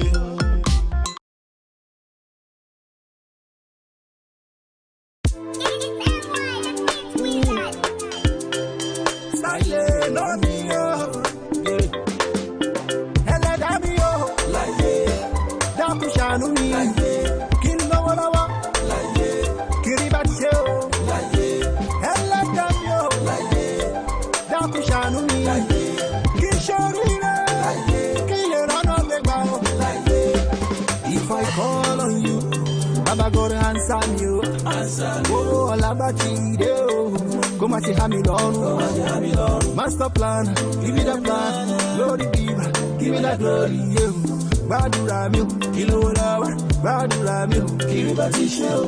Bakale male, Iba wako, oh, ya le mi yo, dandan, oh, ìyá mi èlépo gbà mí o gbà mí ẹlẹ́dàá mi o láyé dákun ṣàánú mi kí n lọ́wọ́ lọ́wọ́ láyé kiri bá ti ṣe o láyé ẹlẹ́dàá mi o láyé.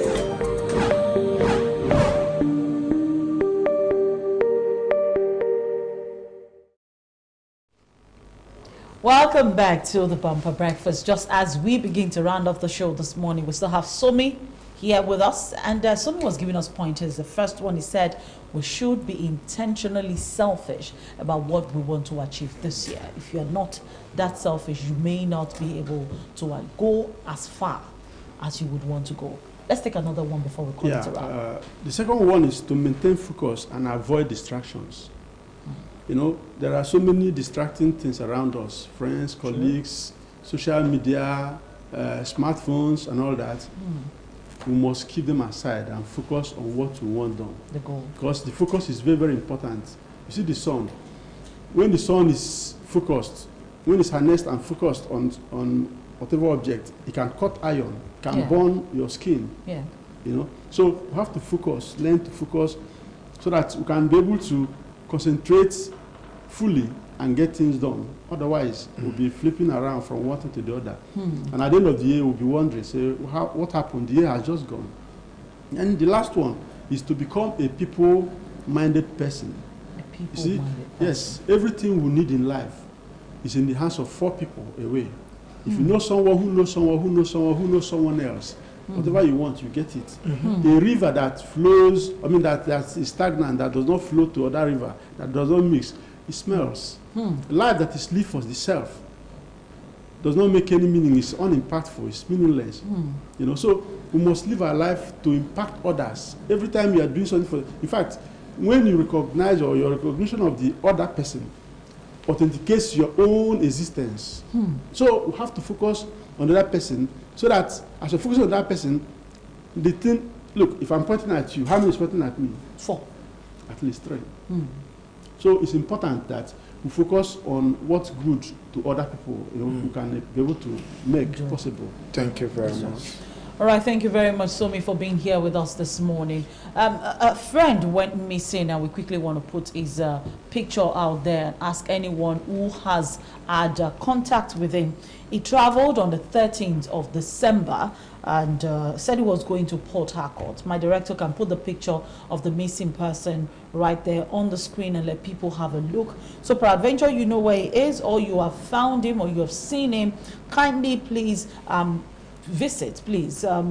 Look at how you can contact us through the number that I'll be giving to you right now. Now, his name is Adeyemi Dasho, and he was last seen on the 13th of December. He left Lagos for Port Harcourt and has not been reachable since then. You can please contact his brother Akin Dasho on 070-6860-4138. That's 070-6860-4138. Contact Akin Dasho if you know the whereabouts of the man on the screen. His name is Adeyemi Dasho. God bless you all. And we'll take a break. When we come back, of course, we're talking to DJ Faze and we're giving you music as we round off the show for this morning.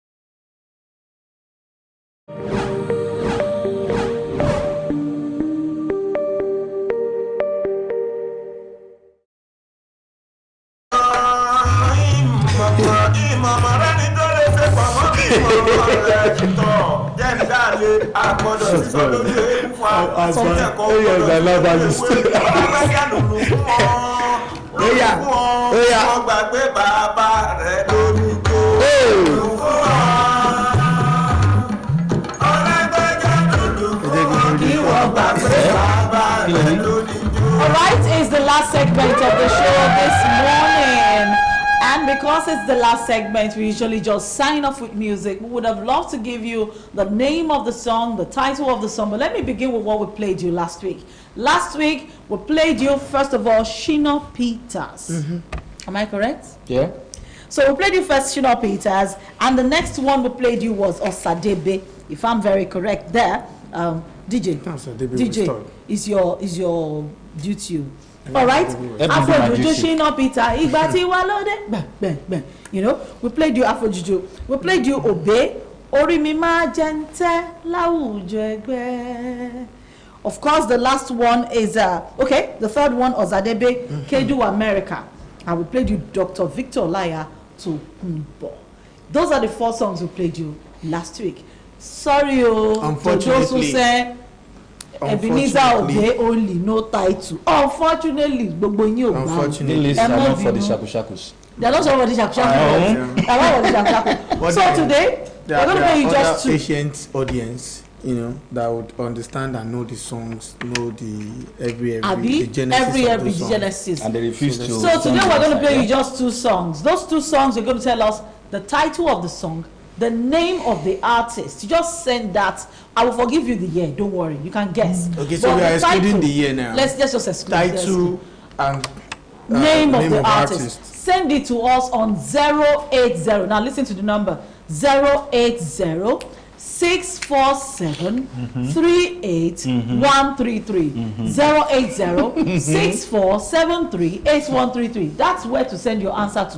Me, I have the gift I want to give you. If you don't pass it, sorry you. Oh yeah. Okay, classic DJ Phase. We do it again like we did it last week. Let's go now.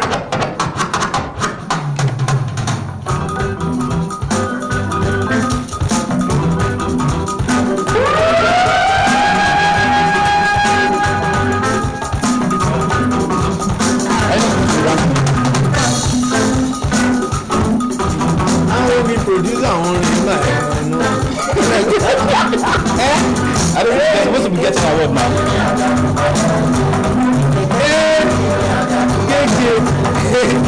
No adjustment.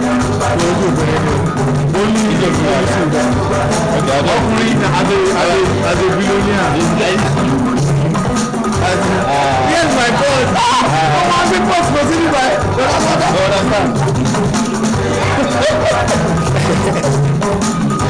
All right, that's song number one. I know the person sang so I know it. Song number 1. You know songs that your father used to torture you with. That you must know. You just must know. Because wàá kọ́gbọ́n nínú orin yẹn, orin ọlọ́gbọ́n. Just tell us the chorus. Orin yìí tí ò lọ́gbọ́n.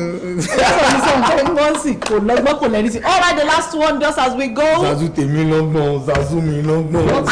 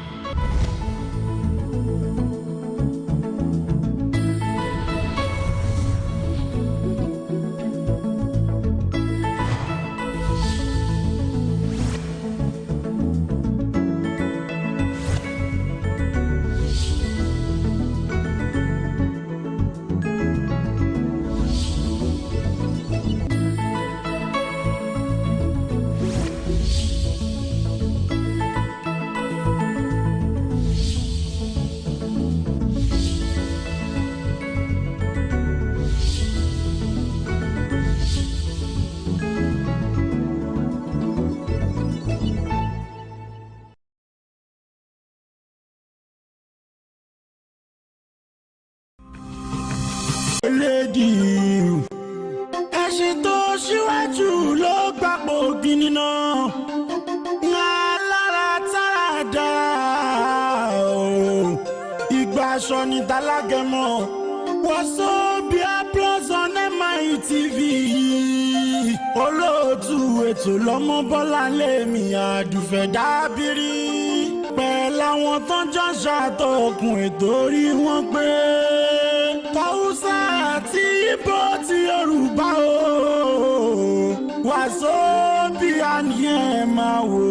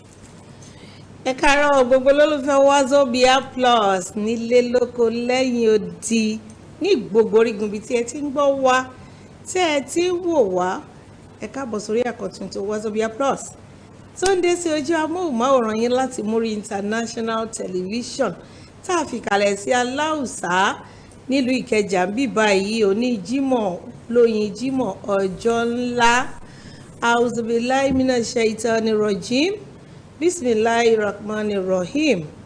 Wa qul alhamdulillahi alladhi lam yattakhiz waladan wa lam yakun lahu sharikun fil mulk wa lam yakun lahu waliyyun minaz dhulli wa kabbirhu takbira. Subhanallah walhamdulillah wa la ilaha illallah wallahu akbar wa la hawla wa la quwwata illa billahi aliyyil azim. Amin. A dúpẹ́ fún Ọlọ́run ọba lórí gbogbo ohun tó ń ṣe fún àwa ẹ̀dá tó dá. A dúpẹ́ lọ́wọ́ Ọlọ́run ọba àrí ìró àlá fún ààbò ẹ̀ tó nípọn jẹ̀wúrin lọ.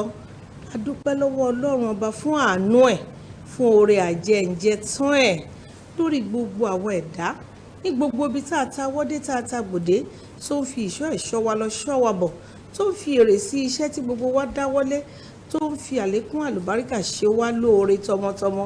A kí Ọlọ́run ọba lórí ètò Wazobia Plus. A yìn Ọlọ́run ọba mo rọ gbogbo mùmìnì àti mùmìnàt ní Jímọ̀ ọjọ́ ńlá tó bá ti tó àsìkò Jímọ̀ ẹ jẹ́ kí gbogbo wa fi jíjẹ mímu sílẹ̀ ká fi káràkátà sílẹ̀ ká lọ sí Central Mosque tó bá súnmọ́ wa káàkiri ká lọ sin Ọlọ́run ọba ká lọ kírun ó ṣe pàtàkì púpọ̀ gẹ́gẹ́ bí mùsùlùmí òdodo. A dúpẹ́ lọ́wọ́ Ọlọ́run lẹ́ẹ̀kan sí tó mú wa dé ilé agodo pẹ̀lú àlàáfíà àti ayọ̀. A dẹ̀ dúpẹ́ lọ́wọ́ Ọlọ́run ọba pé a bá gbogbo ẹ̀yin olólùfẹ́ Wazobia Plus ní ayọ̀ àti àlàáfíà. Mo wá tara bẹ́ẹ̀ mú kí gbogbo olólùfẹ́ Wazobia Plus nílé lóko lẹ́yìn odi ní gbogbo orígun bíi tí ẹ ti ń gbọ́ wa tí ẹ dẹ̀ ti ń wò wá. Ojú tẹ fi ń wò wá ò ní fọ́ o, etí tẹ fi ń gbọ́ wa ò ní di, iná ò ní tán wó yín. Tẹ́ ẹ bá ń lù á máa dún, tẹ́ ẹ bá ń rawọ́ ẹ̀bẹ̀ níwájú Ọlọ́run ọba á máa ṣe gbígbàdúrà fún yín ju bẹ́ẹ̀ ti ṣe lọ. Lónìí Jímọ̀ ọjọ́ ńlá yìí gbogbo àdáwọ́lé àtàwátàwá ní agodo àtẹ̀yìn tẹ̀ ń wò wá nílé ẹ̀yin olólùfẹ́ wa gbogbo àdáwọ́lé wa gbogbo èròǹgbà wa pátápátá ló máa yọrí sí rere. Mashallah bi kudratillah. Èmi náà ni ọmọ yín ọ̀rẹ́ yín àbúrò yín olólùfẹ́ yín Ọmọbọ́láńlé Dábẹ́rí atọ́kùn ètò Wazobia Plus ni mò ń kí gbogbo wa pé a kú ojúmọ́ ẹ̀dẹ̀ ò dábí òní àsàn wá sówó àsàn wá sọmọ àsàn wá sáìkú baálẹ̀ ọ̀rọ̀ ẹ ti mọ̀ pé lè rí wa wò lórí DSTV channel 255 ẹ lè rí wa wò lórí UHF 43 tẹ́ bá lọ sórí Facebook ẹ search MITVNG tó bá ti gbé Facebook page wá fún yín tẹ́ bá ti like gbogbo ìgbà tí àkọ́tún ètò bá ti gorí afẹ́fẹ́ lè ṣe múrí international television lè máa gba notification tẹ́ ẹ máa fìfẹ́ bá wa rin ìrìn àjò ọlọ́gbọ́n àti olóye Wazobia Plus yìí gangan tẹ́ ẹ bá ti lọ sórí YouTube ẹ search fún Wazobia Plus on MITV ẹ bá wa subscribe sí channel yẹn gbogbo àwọn ìta ti ṣe tẹ́lẹ̀ èyí tá à ń ṣe lọ́wọ́lọ́wọ́ yìí gbogbo ẹ̀ pátápátá ló máa ń gun orí channel yẹn láṣẹ Èdùmàrè mi ò dá wà nílé agodo lónìí ojú pé ẹsẹ̀ pèlé okùnpé chukwu ìsìbọ̀ náà nù òtútù ọma oge chukwu kama ọgàdì mma ṣé mo gbà clap for me.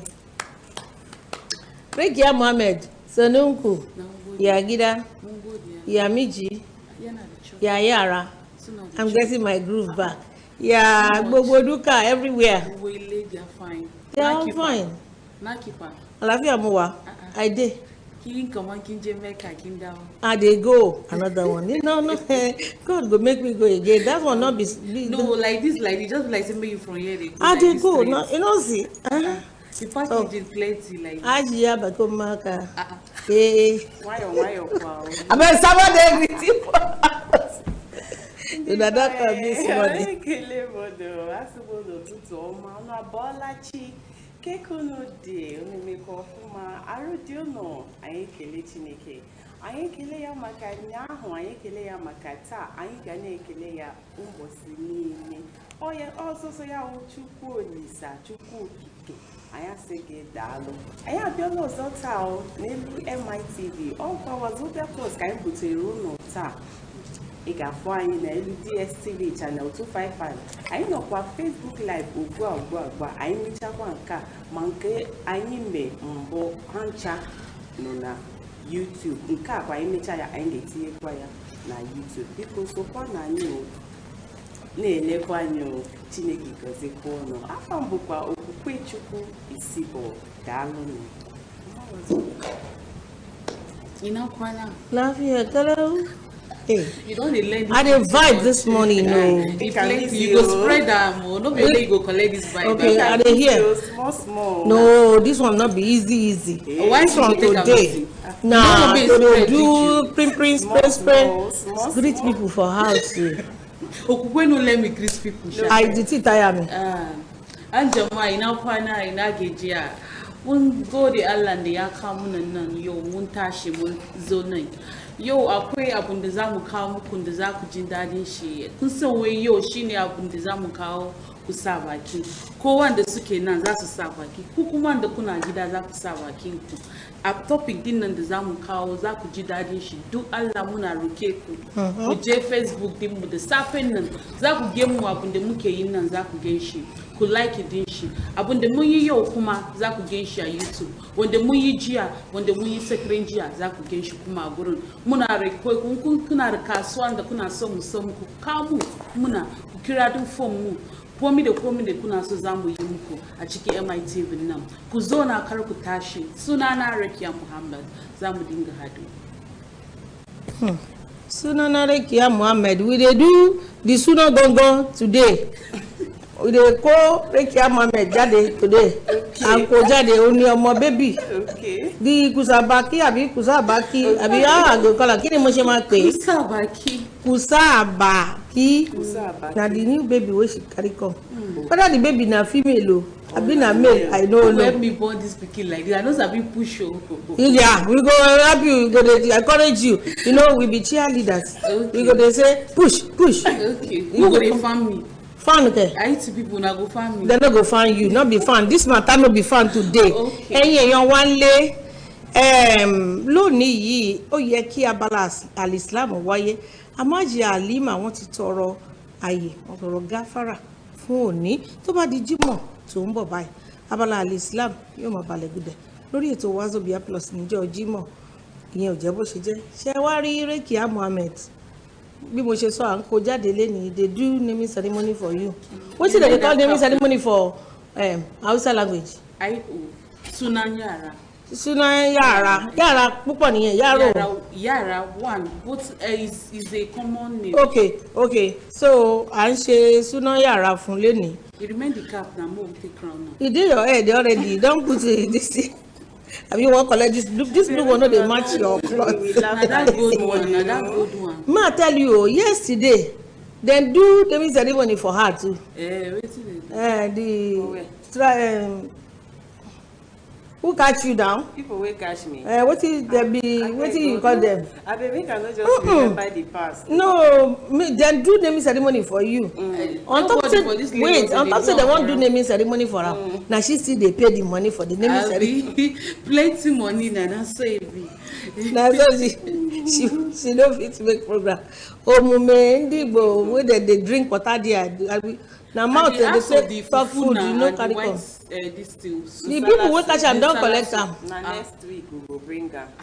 The one wey she dey bring yesterday. Dem carry am come. Dem say dem impound the motor, dem impound the food, dem impound the. Dem go chop watch. They collect the food for there. Because I don help you bring your excuse no be so.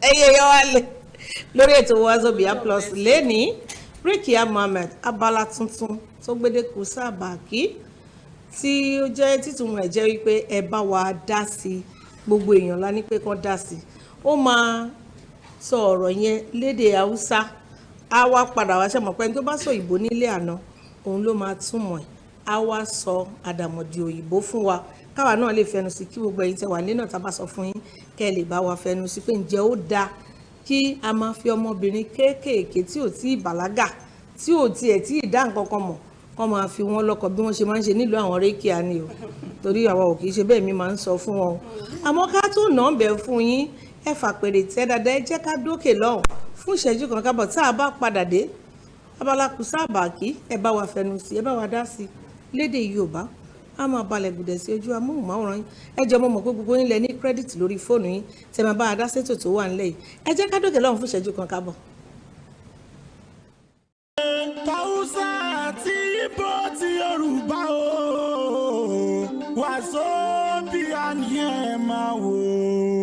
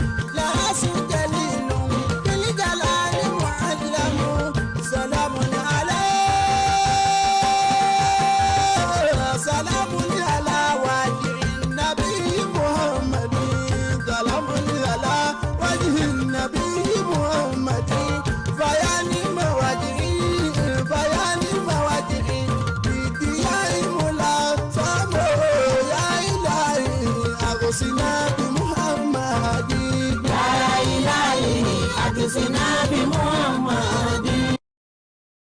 Tausa àti Igbo ti Yorùbá o, Wazobia ni ẹ máa wò.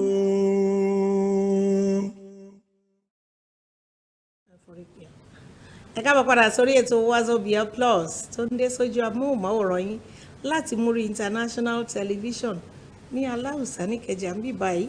Gẹ́gẹ́ bí mo ti sọ lẹ́ẹ̀kan ká tó lọ sókè lọ́hùn tá lọ gbọ́ orin díẹ̀. Rekia Mohammed òun ló gbé abala tuntun dé Kusa Baki. Wọ́n ní ìtumọ̀ ẹ̀ ní Yorùbá ni wípé ká gbọ́ ohun tó fẹ́ sọ ká wá fẹnu sí ǹjẹ́ ó dáa tó bá dán bẹ̀ tán a máa túmọ̀ ẹ̀ fún yín, ìyẹn ti di dandan. Your naming ceremony don't start. Like this. Okay. My people. How you for start? She want make I bring cola, bring orogbo, bring oyin atatare. No, first fry egg for her. Not the egg, you know, fry meat and fry fish. I beg, Kusa Baki. Anjoma, the sapin nam. Akwai abun da na kawo muku da za ku ji dadin shi. Ina roke ku kurkutashi. Kusan wai abun da muke kawo da safan nan ku sa baki. Ina so ku kuma ku sa bakin ku. Ko wanda suke nan za su sa bakin su. Da safan nan topping da na kawo muku ana kiran shi early marriage in girl child a cikin Nigeria mu, amma a Hausawa abun nan yana sosai a gudu. Mu je arewa kun sani wai mu Hausawa muna aure da sauri. Zaka gan kirmin yarinyar da ta kai 20 years 18 years sun aure ta. Za su aure ta. Abun nan ba shi da kyau. Wanda ba ta da nuno ma ba ta gen period dinta komi da ta yi kirmi ba ta san komi ba za su aure ta. Akwai malamin da na tambaye me ya faru da suke aure da sauri haka.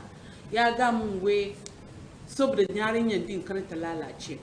Ya ga mun kwai a Lagos nan ya gen mata Lagos nan ba zai aure ta ba. Wai matan Lagos sun lalace. Ya yi kyau haka ina tambaye ku. Mun da muke Lagos nan haka mun lalace. Allah kiyaye mu lalace. So suna cewa yarinyar da sun yi karfe wata 12 wata 15 da sun yi macho haka wai suna cewa su yi aure, amma ba shi da kyau. Yarinyar nan bata san komai ba, bata je karatu, ba ta da aikin da tana yi, bata je makaranta, ba komai da ta sani. An ta karami aka za su aure ta, za su keta cikin gida, za su dinga aiki. Ina mutanen da cike studio mu za su samu na pictures da za ku dinga ginin karamin yarinyar ba ta kai komai ba, tana da yarinya kuma yarinya tana da yarinya, ba shi da kyau mana. Yarinyar din ba ta iya sanin jikinta ma, ba ta san komai a cikin shi. Kuma gashi a cikin screen din mu gashi ga karamin yarinya haka da tana aure wanda yayi soho. In mijinta ta yi abun da ba shi da kyau ba za ta iya ma gama mijinta wai abun nan da ka yi mun ba shi da kyau, ba na so abun nan. Ta yi karami ba ta san komai ba, ba ta san hannun nan, ba ta san hannun nan, waka jikinta ma ba ta sani ba. Akwai yarinya a cikin Lagos, Nigeria mu tana yi film, ana kira ta Stephanie Okereke. Ta yi muna film sunan shi a kiran shi Dry. Film din nan yana ga muna abun da yana faru mutumin ya yi aihu da karami. Akwai abun da ana kira VVF. Abun nan mutumin an mace in sun aihu yana lalace musu jiki, gurin fisari da gurin jikin matansu yana yi musu ba su iya fisari, su rike fisari, za su dinga fisari a jiki, in suna kwanta za su fisari saboda sun yi aure da sauri. Yarinyar da jikinta bai soho sosai za su doke ta, bata san komai ta aihu ma, baka san hatta shi da yarinyar din da za su dinga yi, ba shi da kyau. Ina roke ku kiran mu abun nan yana da kyau haka. Akwai malamin da na roke ya ga mu yana da mata biyu. Mata biyun nan daya wata daya da biyar ya aure ta, tana da yara daya. Karamin yarinya haka ya kuma yana Lagos nan yana aiki, ta kuma tana arewa. Bata je makaranta, ba ta da aiki, ba komai da ta sani, aure kide ne ta sani, ta yi aure ta aihu. Ina roke ku abun nan ba shi da kyau. A Nigeria nan vice president dinmu ya sa baki a cikin abun nan, kuma akwai takadan da ayi ma an ga mana mutane duk Allah bari yarinyar da ta yi karami. Akwai tsohuwa ku dinga aure su, akwai mutane da su yi kaman kowa da su yi tsoho, ta sani abun marriage yake, ka sani abun jikinta yake in ta yi auren ta aihu za ta dinga lulluce jikinta. Because we know people hear wetin they talk jikinta. Make you tell us so that we go help you put mouth. Now you say me we come put mouth. I will tell you, I won't make them see where our vice president puts mouth for this matter. Okay, they don't show up. Okay, they don't show up. I tell them, hey, they our don't vice show president up. don't put mouth. Say I beg. Wait, before you go there, what did they talk? What do you talk? Me, I know. I just find small pikin. Maybe the pikin say don't reach 10. What do you talk? Tell us now so that we help you tell people. Okay. Me, I won't tell them for Yoruba. Okay. She go tell them for Igbo. Open your ear when we hear me. Who do they tell that one? Now two she dey tell. We dey hear. You and who dey tell? Like on this obe. What thing go match? Oh yeah, we dey hear for pidgin. Okay, the two they talk about now early child marriage. Okay. You know, say for UNICEF don't talk say Nigeria and be the highest number for the world. For what? Second highest number for the world where they give out children for marriage. How UNICEF go talk say na Nigeria? Then why they not say na for the north? Not na Nigeria na. Wetin concern them with north. We go soon shift them go. They don't go calculate the joy Nigeria because this thing wey they talk. Wait at the cup. So you are talking about child marriage. Yes. Did they talk for or against? Against though. Say no good. Yes, but some people they for. Not be saying no good though. It good. Everything where they get this like their advantage, get disadvantage. But the bad part too much. Some people who I ask, some Hausa people who I ask, then talk say then they support them like this, say it good. Some say no support them. So everything for this life now where you stand. My happy tell people. Hey, you want le? Rekia Mohammed nǹkan tí ó ń sọ ni wípé ní ilẹ̀ Hausa lọ́dọ̀ wọn. Kò ń ṣe ilẹ̀ Yorùbá o. When you want talk your own, if you like talk say na for regular. Èdè Hausa ni àwọn ní òkè ọya àwọn Hausa pé ó ti mọ́ wọn lára àṣà tí wọ́n máa ń ṣe tí kò dáa tó máa mú ọmọ kékeré ọmọ ọdún 7, 8, 9, 10 ọmọ tí ò tí ì pé ọmọ 18 years wọ́n á máa lọ fi lọ sílé ọkọ wọ́n ti ṣàlàyé fún wa pé nínú pé wọ́n fi lọ lé ọkọ yẹn ẹlòmíì àwọn ìyá àti bàbá mi wọn ò lówó wọ́n wá lọ yáwó lọ́wọ́ ẹni tó lówó wọ́n wá mú ọmọ wọn bí ọmọ ọdún 7 wọ́n á dẹ̀ lọ mú fún bàbá olówó Haúsá yẹn torí pé wọn ò rí owó san kì í wá ṣe pé wọ́n fi dúró kan wọ́n fi ṣe ìwọ̀fà pé kó máa fẹ́ ni tó dẹ̀ máa fẹ́ in all ramifications pé ó fẹ́ ìyàwó kí lèèyàn ṣe máa fẹ́ ọmọ ọdún 7 ọmọ ọdún 8 ọmọ kínkìnkì báyìí tí bàbá bíi bàbá 45 years 50 years tó dẹ̀ máa lóhun gbéyàwó wọ́n dẹ̀ máa gbé wọn pọ̀ báyìí bọ́n ṣe fi fọ́tò yẹn hàn wá ẹjọ́ ǹjẹ́ ìwà tó bójú mu ni. You know, say, then they marry 10, 12, 13. No, they talk now. Then they marry them. I asked one way time, they say, why is they 18, 20? Get one time, you know, they talk, say, e suppose reach 18, 20 before they go fit marry them. Me, I hear small. Not be plenty. Now, only Otutoma never hear very well. So now they make me, they tell them now. Ó wá ń béèrè wípé ǹjẹ́ nǹkan tó dání even gan UNICEF wọ́n ti sọ wípé nítorí pé nǹkan tí wọ́n ń ṣe nílẹ̀ Haúsá yẹn Nigeria ní the second highest number tó ní number of our early marriages child marriages káàkiri nítorí pé àwọn Haúsá máa ń sásẹ́bẹ̀ wípé ó tọ́ súnà mùsùlùmí lèmi kò tọ́ súnà lọ́dọ̀ tèmi o báwo lẹ ṣe máa ní kí bàbá 45 years kó lọ fẹ́ ọmọ 10 years 12 years kí ló fẹ́ fi ṣe kí ni báwo náà ṣe fẹ́ máa jọ sọ̀rọ̀ how will they be relating right within the home how will the man be looking at that child and be having carnal knowledge of her somebody that is old kó dẹ̀ máa bá irú ọmọ ọdún 10 sùn nǹkan tó burú jáì ni. At that age sorry please o at that age they fit wash their pants clean. You know say she they talk about. They don't even begin dey do anything. You know say they talk about jiki like that. Person wey no fit take care of herself how she wan take care of pikin and herself when she born. And you know say 10-year-old fit still dey bed wet o. For your place. Na culture. You know that the thing be say na culture. Dem believe am. You know say e get one wey tell me talk say dem believe say make pikin make girl marry early than make she dey spoil.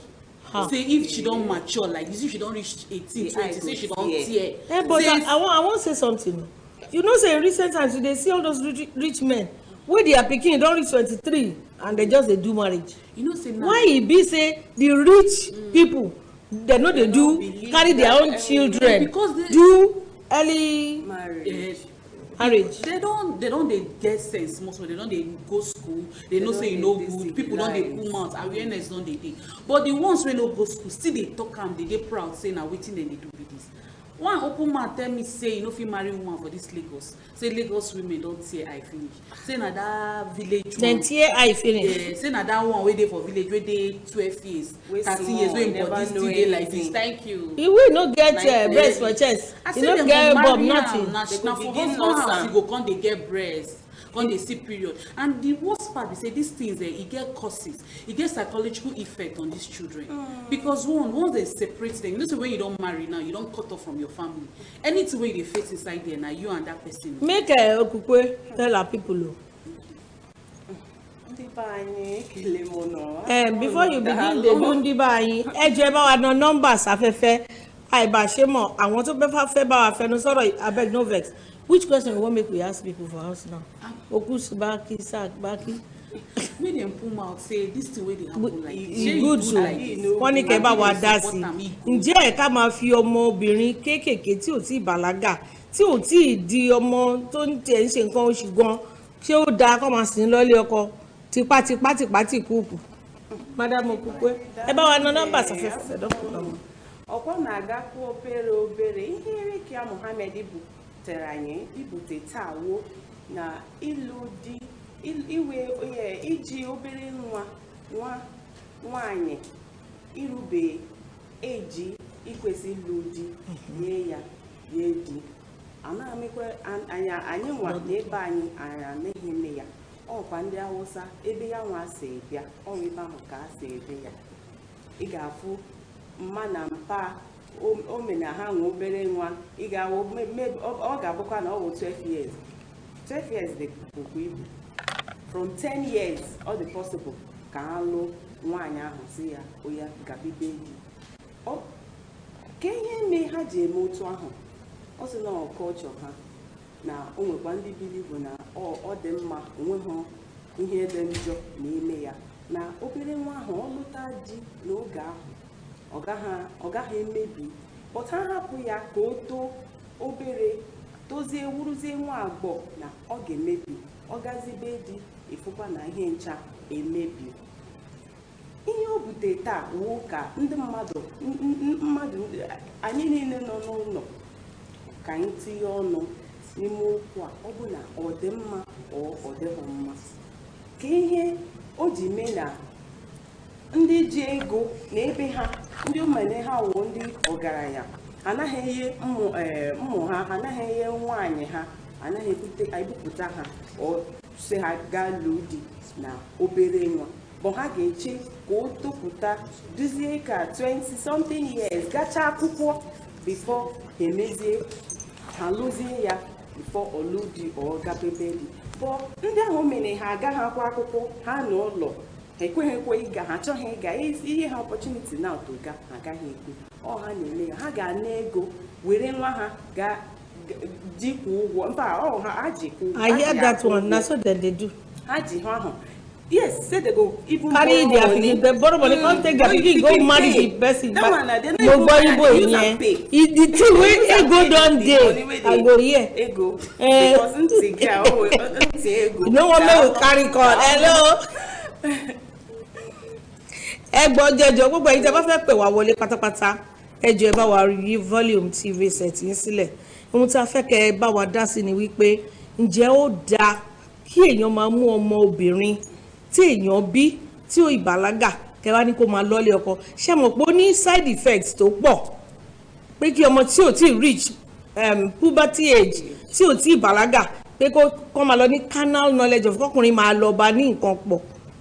Wetin be those things wey dey wrong with them? VVF. Yes, VVF. When the person push abi. No. Hello. Hello. Hello, sir. Ẹ káàárọ̀ o. Ẹ káàárọ̀ mà. Orúkọ yín àti ibi tẹ́ ti ń pè wá mà. Má bínú bí ń ṣe láyé láti àgbàdo. Má bínú orí. Àṣà bẹ́ẹ̀ ni bí ń ṣe láyé láti àgbàdo. Ok, màá ń gbọ́ yín mà. ṣe rí ọ̀rọ̀ tẹ́ ń sọ yìí. bẹ́ẹ̀ ni mà. ìwà àwọn haúsá nìyẹn. ṣùgbọ́n kò dáa fún àwa yorùbá. kí n tún sọ kò dáa fún general. nítorí pé tó bá fi ọmọ kékeré wọ́n lọ fi lọ́kọ. kí ló mọ̀ tó ń fẹ́ sọ lọ́hùn. mo sì ti rí wọn haúsá wọ́n fi ọmọ kékeré wọ́n fi lọ́kọ. kò ní dúró lọ́dọ̀ ọkọ ẹ̀ wọ́n á lọ fi ṣèyá. ọ̀dọ̀ ìyá ẹ̀ ló ti máa ṣe menstruation. tí wọ́n bá wá rí pé wá dàgbà díẹ̀ ni wọ́n máa mú lọ sọ́dọ̀ ọkọ. ọjọ́ tí òun pẹ̀lú ọkọ ìyẹn bá ń ní àjọṣepọ̀ kẹ́ wá wo igbe. èmi ti wí ìṣẹ̀ dáadáa torí mò ń ná ilẹ̀ haúsá. igbe yìí pọ̀ jù. ọjọ́ tá a kọ́kọ́ rí a ní kí ló ń ṣẹlẹ̀ wọ́n ní ká má wọ́ọ̀rì àwọn ìyá ọkọ ní ká má wọ́ọ̀rì pé ìyàwó ni ìyàwó tuntun. ó máa ké pé kọ́gbà wọn ni ó máa ké gidi ìrora ni. bẹ́ẹ̀ tó bá jẹ́ pé àwọn tó ti mature wọ́n ti mọ bọ́n ṣe máa ṣe é láàrin ara wọn. ẹ ṣeun. so ìwà tí ò dáa pátápátá gbà tí ìgbà tó fìyà ń jẹ ọmọ. bẹ́ẹ̀ni bẹ́ẹ̀ni ẹ ṣe mà. ìgbà tó fìyà ń jẹ ọmọ lèmi rí yẹn sí. àdúpẹ́ mà yàtọ̀ sí pé wọ́n tiẹ̀ ń fìyà jẹ ọmọ ó máa ń jẹ́ kí wọ́n ní ààrùn tí a mọ̀ sí VVF tó jẹ́ pé wọ́n kàn máa tọ̀rìn ni wọ́n ò ní lè jókòó dáadáa wọn ò ní àlàáfíà ní ojú ara wọn ó máa ń fún wọn ní serious problem ó máa affect internal organs wọn. They cannot contain cold urine. Yes, they have urinary incontinence. One mama touring, they go the wee they can't control it because they are the place where the wee when the person was having carnal knowledge, it don't destroy her. Even to born, they no feel mature, body no mature to carry that bikini. Yes, now how your people? I don't know. Bless I will change this my tribe, but this my people. I don't know. Hello. A ti sọ pé àwọn sọ gbogbo ìgbà tẹ́ bá fẹ́ pè wá wọlé ẹ jọ̀ọ́ volume TV set yín we don't want it we don't need it ẹ jọ̀ọ́ ẹ bá wa reduce volume TV set yín ẹ jọ̀ọ́ torí Ọlọ́run tẹ́ bá ti rí pé ìpè yín ti wọlé tó ń ring ẹ reduce volume TV set yín otherwise a máa gé ìpè yẹn ni. Hello. Okay. Now the thing wey I dey ask be say is there no local law wey dem go fit abi na customary court I go call am wey the child go fit make e go meet advocacy group NGOs dey for the north there. How many there? You know say these laws don dey but dem no dey practice am only like 1%. Hello. Ẹ káàárọ̀ ma. Ẹ jọ̀ọ́ TV set yín pariwo. Hello. TV set yín is too loud reduce volume yẹn pátápátá.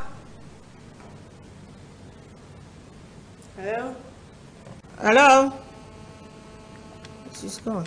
I dey hear you. You know say this thing dey no be say the laws no dey even dey for our constitution but people if dem no wan hear dem go still do. You know say the last person wey Buhari sack agricultural commissioner the man there marry 11 years girl. Hello.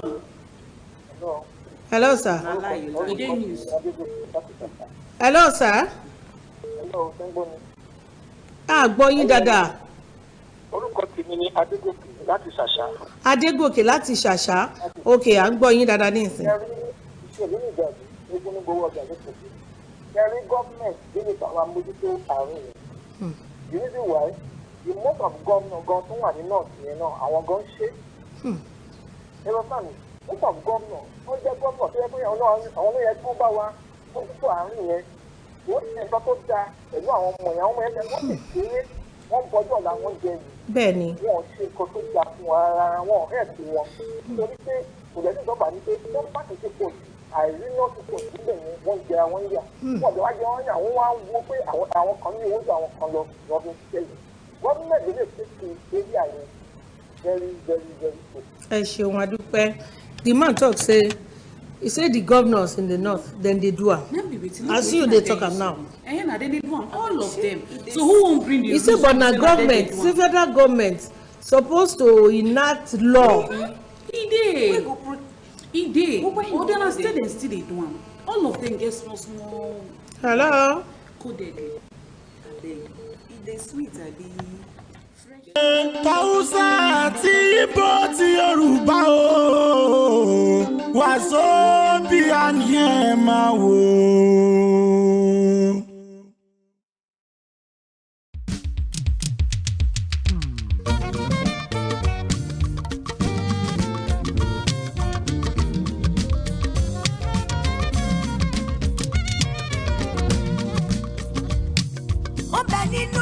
Ọlọ́run láti máa fèèyàn kan dábìrà ayọ̀. Agbẹ́nìkan lórí sókè káwọn yòókù lè máa firú ẹ̀ máa tọrọ. Ó ṣàánú wánà àìmọye àgọ́ntara ẹ̀ bẹ́ lọ́hùn.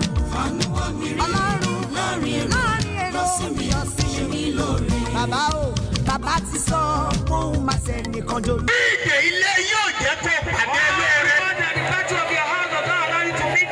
Lórúkọ Jésù ìdè yẹn já dànù.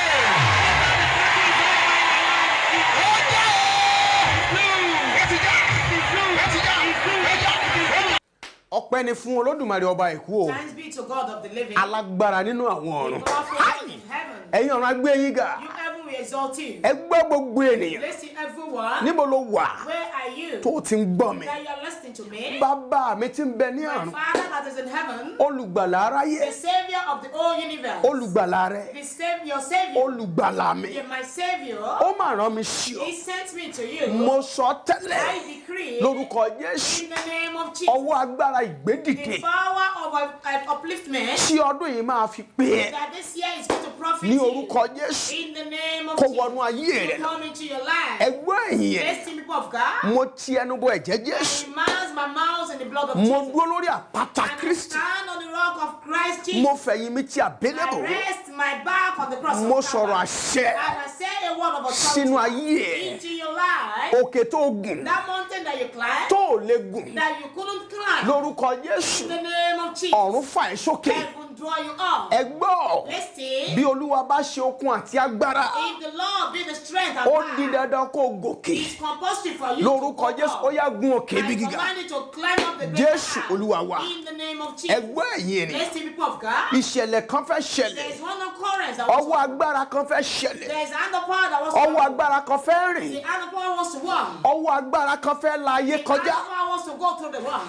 Kí ni ọwọ́ náà? And what is this Ó one? ní ọwọ́ Jésù. Is the hand of Jesus. Ẹgbọ́n ẹ̀yìn ènìyàn. Blessed people of God. Ṣé ẹ rí nínú ayé? In this world, Olúwa sọ pé the Lord said, ẹ pè mí. that call unto me, Èmi yóò sì dá yín and I lóhùn. will answer it to you. Ìwọ wo ló ti ń ké pe Who Ọlọ́run? are you that is calling unto God? Lórí ọmọ bíbí Upon your child tí ò dẹ́ ẹ lóhùn. that doesn't answer Ó you. ti ga. You are great. Ìjì dé lójijì. Some come Ó suddenly. rìn títí. You walk. Kò sọ́nà àbáyọ. There's no way out. Alágbára wà síbẹ̀. Powerful one is Láti dẹ́ ẹ lóhùn. to answer it to you. Jésù wà síbẹ̀. Jesus is there Láti gbé ẹ dìde. to elevate you. Torí náà Because of it, ni mo ṣe sọ pé that is why I say àkókò tó the time has come tí ìwọ yóò that dìde. you are going to be elevated. Lórúkọ Jésù In the name of ìwọ Jesus, yóò sì dìde. you are going to be elevated. Ẹgbọ́n tí Olúwa wí. Listen to what the word that said. A fẹ́ sọ̀rọ̀ We want to talk nípa ìpìlẹ̀ tuntun. concerning new foundation. Kí ni ìpìlẹ̀ tuntun? What is new foundation? Sori látijọ́ tó o ti délé ayé. It's where you have been better than this world. Bí ìgbé ayé ẹ bá sì kún fún kìkì ṣùgbọ́n. If your lifestyle is full of bombs, Èyí ni pé which means o nílò ìpìlẹ̀ that tuntun. you needed a new foundation. Gbọ́ mi dáadáa. Listen to me clearly. Àwọn kan nínú ayé There are some people in this kò world. sí ohun tí wọ́n na wọ́n sí There's nothing they strength their tí ọwọ́ wọn ò tó. that they couldn't reach. Ṣùgbọ́n ọ̀tá pamọ́ But the enemy is sí ibì kan to a certain láti fìyà place jẹ wọ́n. to suffer them. Níbo ni ọ̀tá pamọ́ sí? Where is the enemy eating? Láti fìyà jẹ To ọ́. suffer you. Iná Ọlọ́run jó wọn The dànù. fire of God consume them all. Ẹgbẹ́ ẹ̀yìn ènìyàn. Listen, people of God. Ẹ má gbàgbé o. Don't forget. Ìṣẹ̀lẹ̀ kan fẹ́ ṣẹlẹ̀. There is one occurrence that was Ìsọjí abàmì fẹ́ ṣẹlẹ̀. Grace crusade wants to happen. Ẹ̀yin ará Ìkọ̀tún. You people of Ikotun. Ẹ kú oríire o. Congratulations. Ẹ̀yin ló kàn báyìí. It is you that is Ẹ̀yin ni ìsọjí yìí kàn It báyìí. is you that the crusade Kí is. lorúkọ ìsọjí And yìí? what is the theme of this crusade? Ìpìlẹ̀ tuntun. It's new foundation. Ìpìlẹ̀ tuntun. New foundation. Níbo ló ti fẹ́ wáyé? Where does it want to come in? Ìdímú Ìkọ̀tún road. Ìdìbò Ikotun road. College bus stop. College bus stop. College bus stop. College bus stop. Ẹgbẹ́ ẹ̀yin ènìyàn. Let's see people of God. Tó o bá dé college bus stop Once you yìí, get to this college bus wàá stop, béèrè Center Point College. ask for Center Point College. Níbẹ̀ ló ti fẹ́ wáyé. That is where it was Lẹ́gbẹ̀ẹ́ títì. beside the Ní main road. ẹ̀gbẹ́ BRT. Karuchi.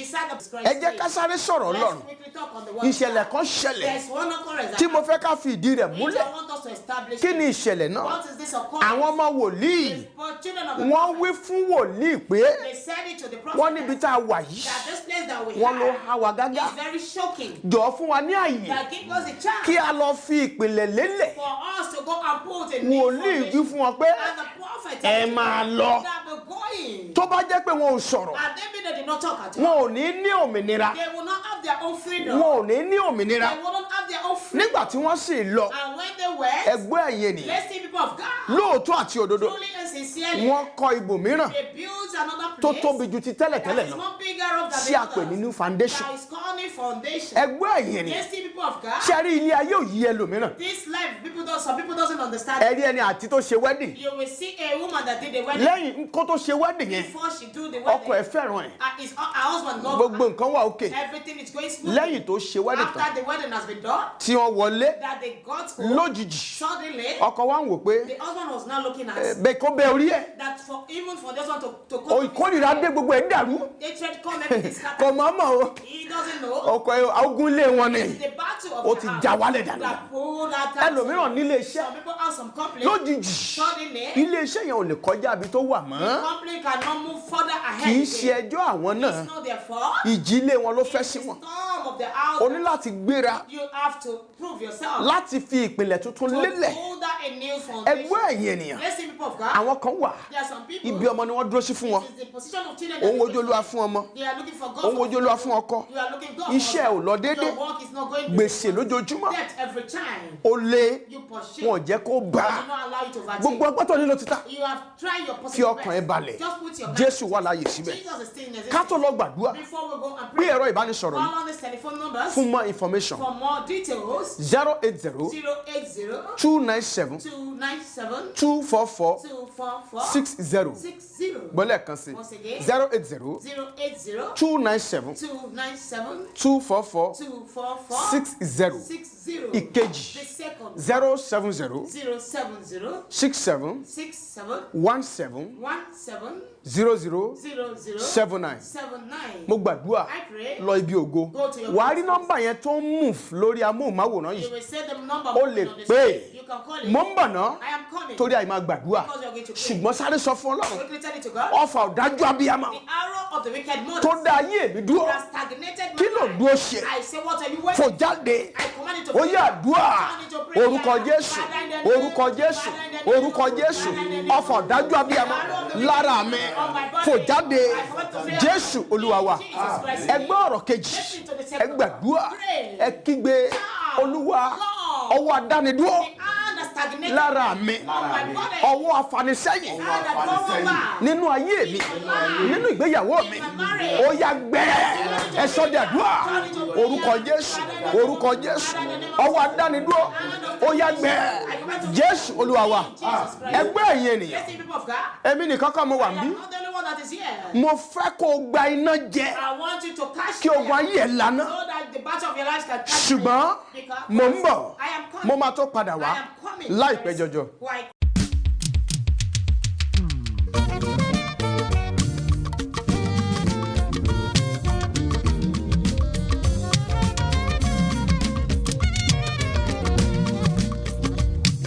ó bẹ nínú ìwà Ọlọ́run láti máa fèèyàn kan dábìrà ayọ̀. Ní ìdè ilé yóò jẹ́ kó pàdé lóore. Lórúkọ Jésù ìdè yẹn jẹ́ dànù. Bàbá ní orúkọ Jésù. Father, in the name of Bàbá ní orúkọ Jésù. Father, in the name of Jesus. Ẹ̀yin mélòó lẹ ṣàmì? How many of you are saying the result? Ọwọ́ ìdádúró lára rẹ. Hand of stagnation in Ní your body. orúkọ Jésù ó yá kó lànà. In the name of Jesus, we Tó o bá sí ní ìpàdé tí ó fẹ́ ṣẹlẹ̀ ní you are Ìkọ̀tún. not there at the program that was so Àánú rẹ̀ dẹ̀ ṣe mí. I pity you. Ní last program tí bàbá ṣe. The last program that our father did, Mo rí ìyanu abàmì. I saw a great miracle. Mo rí àwọn ìṣẹ̀lẹ̀ abàmì. I saw a great Ẹ̀rù dẹ̀ bà mí. I was scared. Mo ní ní tòótọ́. Truly, Ọlọ́run 1930 ṣì ń bẹ láàyè. 1930 is still alive. Ní Ìkọ̀tún. That's Ìkọ̀tún. Gbogbo ẹ̀yin tẹ́ ẹ wà ní agbègbè Ìkọ̀tún. You that you are in Ìkẹjà bí ibikíbi tó bá wà kó. wherever you are. Tó o bá lè rìn. You can walk. Ní kánjọ kan gbé ẹ o. carry mi ò rí irú ìpàdé abàmì báyìí rí. Never see such a great jẹ́ kí n sọ̀rọ̀ àṣẹ mẹ́ta péré sínú ayé rẹ. into your life. Ọlọ́run ìpè àti àṣẹ. God of covenant. Ọlọ́run tí ń ṣiṣẹ́ lórí òkè yìí. God that is walking on this Ogun tí ń jà ayé rẹ. battle that is Tí before you. òjò dìde yẹn. Tí àmì rẹ bá laná níbi tó wà. Ogun yẹn jábọ́ lára rẹ. Ọwọ́ adánidúró. Ọwọ́ ìdílé lára rẹ. Ọwọ́ ìyá àgbà ilé yín ní ara rẹ. Tí àmì rẹ bá lé. Iná jábọ́ lára rẹ. Ẹ̀gún tó dá ọ dúró sí ojú kan tó fi rí ìrànlọ́wọ́. Tí àmì rẹ bá lé. Ní orúkọ Jésù. Ẹ̀gún náà jóná lára rẹ. Eléyìí tó gbẹ̀yìn rẹ o. Mo fi Ọlọ́run Elédùmarè bẹ̀ ọ́. Tẹ́ bá rí ìpàdé tó ṣe tán ṣe ní Badagry ìlélẹ̀ tó ṣe kọjá yìí. Tẹ́ bá rí iná bí ó ṣe ń jó. Ẹ̀rù Ọlọ́run bẹ́ẹ̀ bà mí. Mo fẹ́ kí ìwọ náà kó wá witness ẹ̀ náà ní ìlú Ìkọ̀tún. Ó máa ní agbára. Ẹ gbọ́ ọ̀rọ̀ Olúwa. Ogun tó dá ọ dúró. Ọfà tó dá ọ dúró. Tí àmì rẹ bá lé. Iná gbé jáde lára rẹ bẹ́ẹ̀.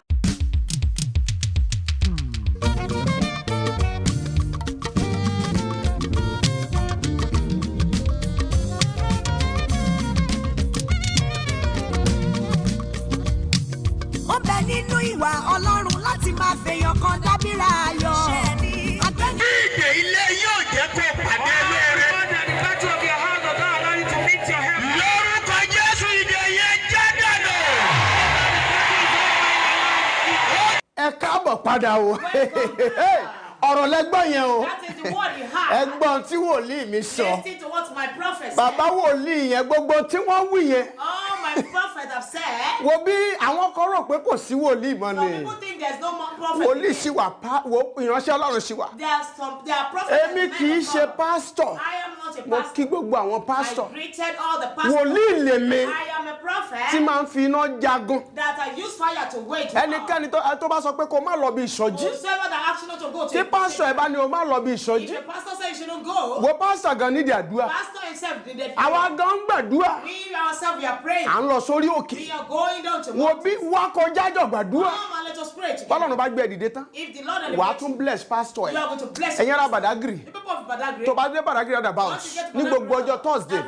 Sọ pé òun lọ Sycamore Hotel. Tell them you're going to Sycamore So hall tó wà ń bẹ̀. The hall that is there. Ìpàdé wà ń bẹ̀. There's a program Gbogbo ọjọ́ there. Thursday. Every Thursday. Aago mẹ́jọ 8 a.m. láàárọ̀ in the morning sí aago mẹ́wàá to 10 a.m. yóò dára fún ẹ. Bishop Owowe. Surulere. Surulere. Ìwọ béèrè kí lórúkọ Shita. You just ask of Shita. So tó bá dé Shita Once you get to ló ń lọ sí Fuja Tell them Street. you're going to Fuja Street. Hall tó wà ń bẹ̀. The hall that is Community there. hall. Community hall. Ìpàdé wà ń bẹ̀. There's a program Gbogbo there. ọjọ́ Friday. Every Friday. Ẹ gbọ́ Listen. aago mẹ́jọ 8 a.m. sí mẹ́wàá to 10 a.m. yóò dára fún ẹ. Bishop Owowe. Sunday And Sundays orí òkè on the ní mountain Abáranjẹ at Abaranjẹ. KNS bus stop KNS bus stop. number 7 Number 7 Akimoluwo Street Akimoluwo Street. aago mẹ́jọ 8 a.m. sí mọ́kànlá to 11 a.m. láàárọ̀ kùtùkùtù in the morning. mo gbàdúrà I pray. kọjá rẹ bí ògo Go to your ìsọjí yẹn There that crusade. ọjọ́ kejì The second. nínú oṣù kejì On the second ló máa month, wáyé it's going to commence. gbogbo àwọn aráàlú òyìnbó Everyone in the wọ́n ti dé bìbà They are here already. ìwọ tó wà Nàìjíríà You know you are in Nigeria. kí ni nǹkan tó ń dúró What are ṣe you waiting jẹ́ àpàdé ńbẹ̀ Let us meet there. pín ẹ̀rọ Call ìbánisọ̀rọ̀ on the yìí telephone numbers. tó bá ti pè é Once you call,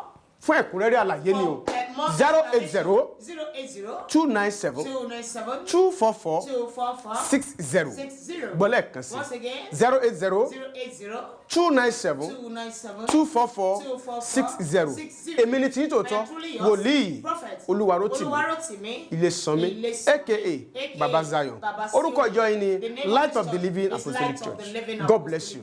See you there.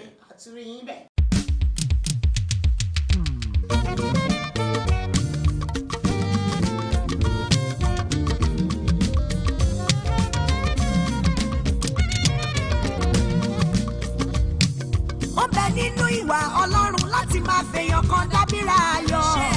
Agbẹ́nìkan lórí sókè káwọn yòókù lè máa firú ẹ̀ máa tọrọ. Ó ṣàánú wánà àìmọye àgọ́ sára ẹ̀ bẹ́ lọ́hùn. Ọlọ́run láàrin èrò ọ̀sìn mi lóore. Bàbá o, bàbá ti sọ fóun máa ṣe nìkan dolówó. Bàbá ti sọ fóun máa ṣe. Ìdè ilé yóò jẹ́ kó pàdé lóore.